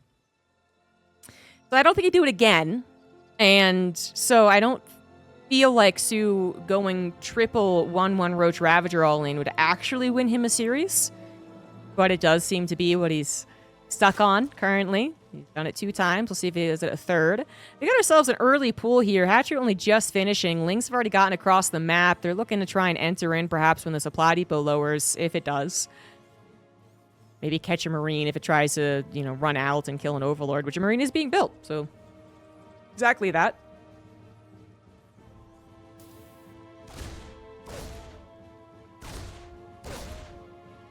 Yeah, sorry, John, you're gonna have to build something. Queen number 1, obviously already out. It's gonna try and help as much as it can, but this should be Maru realizing what the build is. That creep is just not very far along for a hatch first. However, despite having those lings there, I mean, the Overlord didn't move away from the barracks that way, to the east. It moved to the west for some reason, and as such, it should die! Okay, alright, that's the complicating factor. Okay. Alright, now I don't mind it as much, I suppose. Yeah, taking into account the position of the Terrans, the add-ons get canceled very quickly. That's actually not too bad. That is a supreme annoyance to a Terran player. They build a reactor. Ooh, nice target fire from the Queen there. soO managed to get 1 Reaper. Hit again. But yeah, the reactor especially having to be canceled is a real bummer. It's expensive and it takes a long time to build. The tech lab, a little less so on both departments. Still, that's being injured. Could be something in the future that Maru doesn't appreciate. But if this was the other side of the map and the add-ons were safe, yeah, those lings would have looked kind of silly. Reaper actually going to find 3 drones. So simply not looking back at home for a hot second. Maru gets an advantage there. That was a kill, not a cancel, by the way, on the reactor. Another drone's going to fall, though. Ah! Almost. Finally, Speedlings are out, and they will chase the Reaper down. I believe 1 Reaper actually tried to escape, and it successfully escaped. Okay. They are not super useful as the game continues, but, you know, every so often you see a grenade in the mix of a Baneling attack or a Roach attack, and it actually helps. 3rd CC is done. Double engineering bays are done. Maru certainly likes this build. And now it is, again, looking at soO. What is he going to do here? Roach Warren is being put down, so we know that it's either going to be 1-1 Roach all in, or it's going to be into the Infestation Pit. Our first signal is going to be that single Evolution Chamber versus double. Who has not really had too many other styles of play here in the now 5 + 3, 8 TVZs that he's played.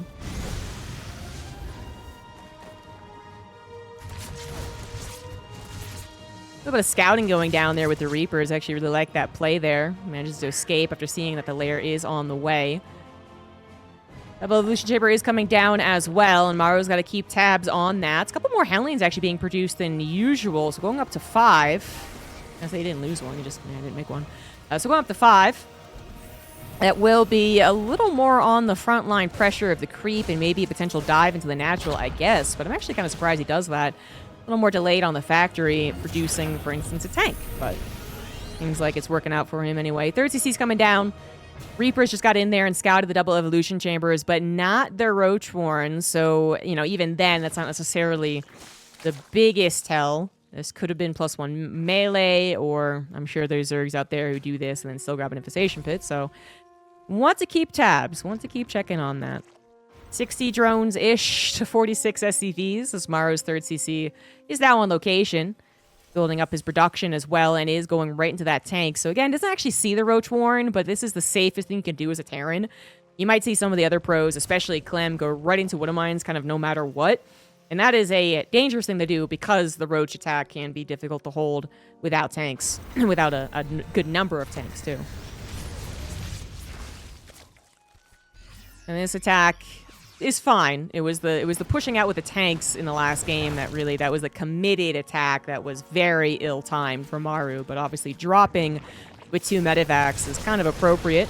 Sometimes these 2 medevacs do miss all the signs that the Roaches are on the way to attack you, and then it's a little awkward not having 16 extra Marines back at home, but you can see that they are once again able to go toe-to-toe with these Roaches 1-1. Being the biggest benefit here. Hellions also getting into the natural, though, and that was a surprise to me. Roaches do block the main base, but that is a decent amount of drone damage, a good amount of reinforcement damage, and actually, in the blink of an eye, soO has just lost all of his lives. He just cannot hold all of them. This is a disaster. This is also before combat shields was done, so 1-1 is great, but an extra 10 health is usually better. And still, those Marines, I don't know how many Roaches they took down. I feel like all 12, right? Yeah, nothing else took anything else down, right? So they killed 12, oh my god, 12 Roaches, 5 Queens, 22 drones with the help of the Hellions. Ah, that's not good. That's not good for soO. That is very good for Maru, though. And again, if he chooses to just, a little awkward there in the factory, if he chooses to just defend, I don't see a way for soO to actually win. I mean, that was actually also one of the worst timings, I think, for the Zerg player to have that all happen.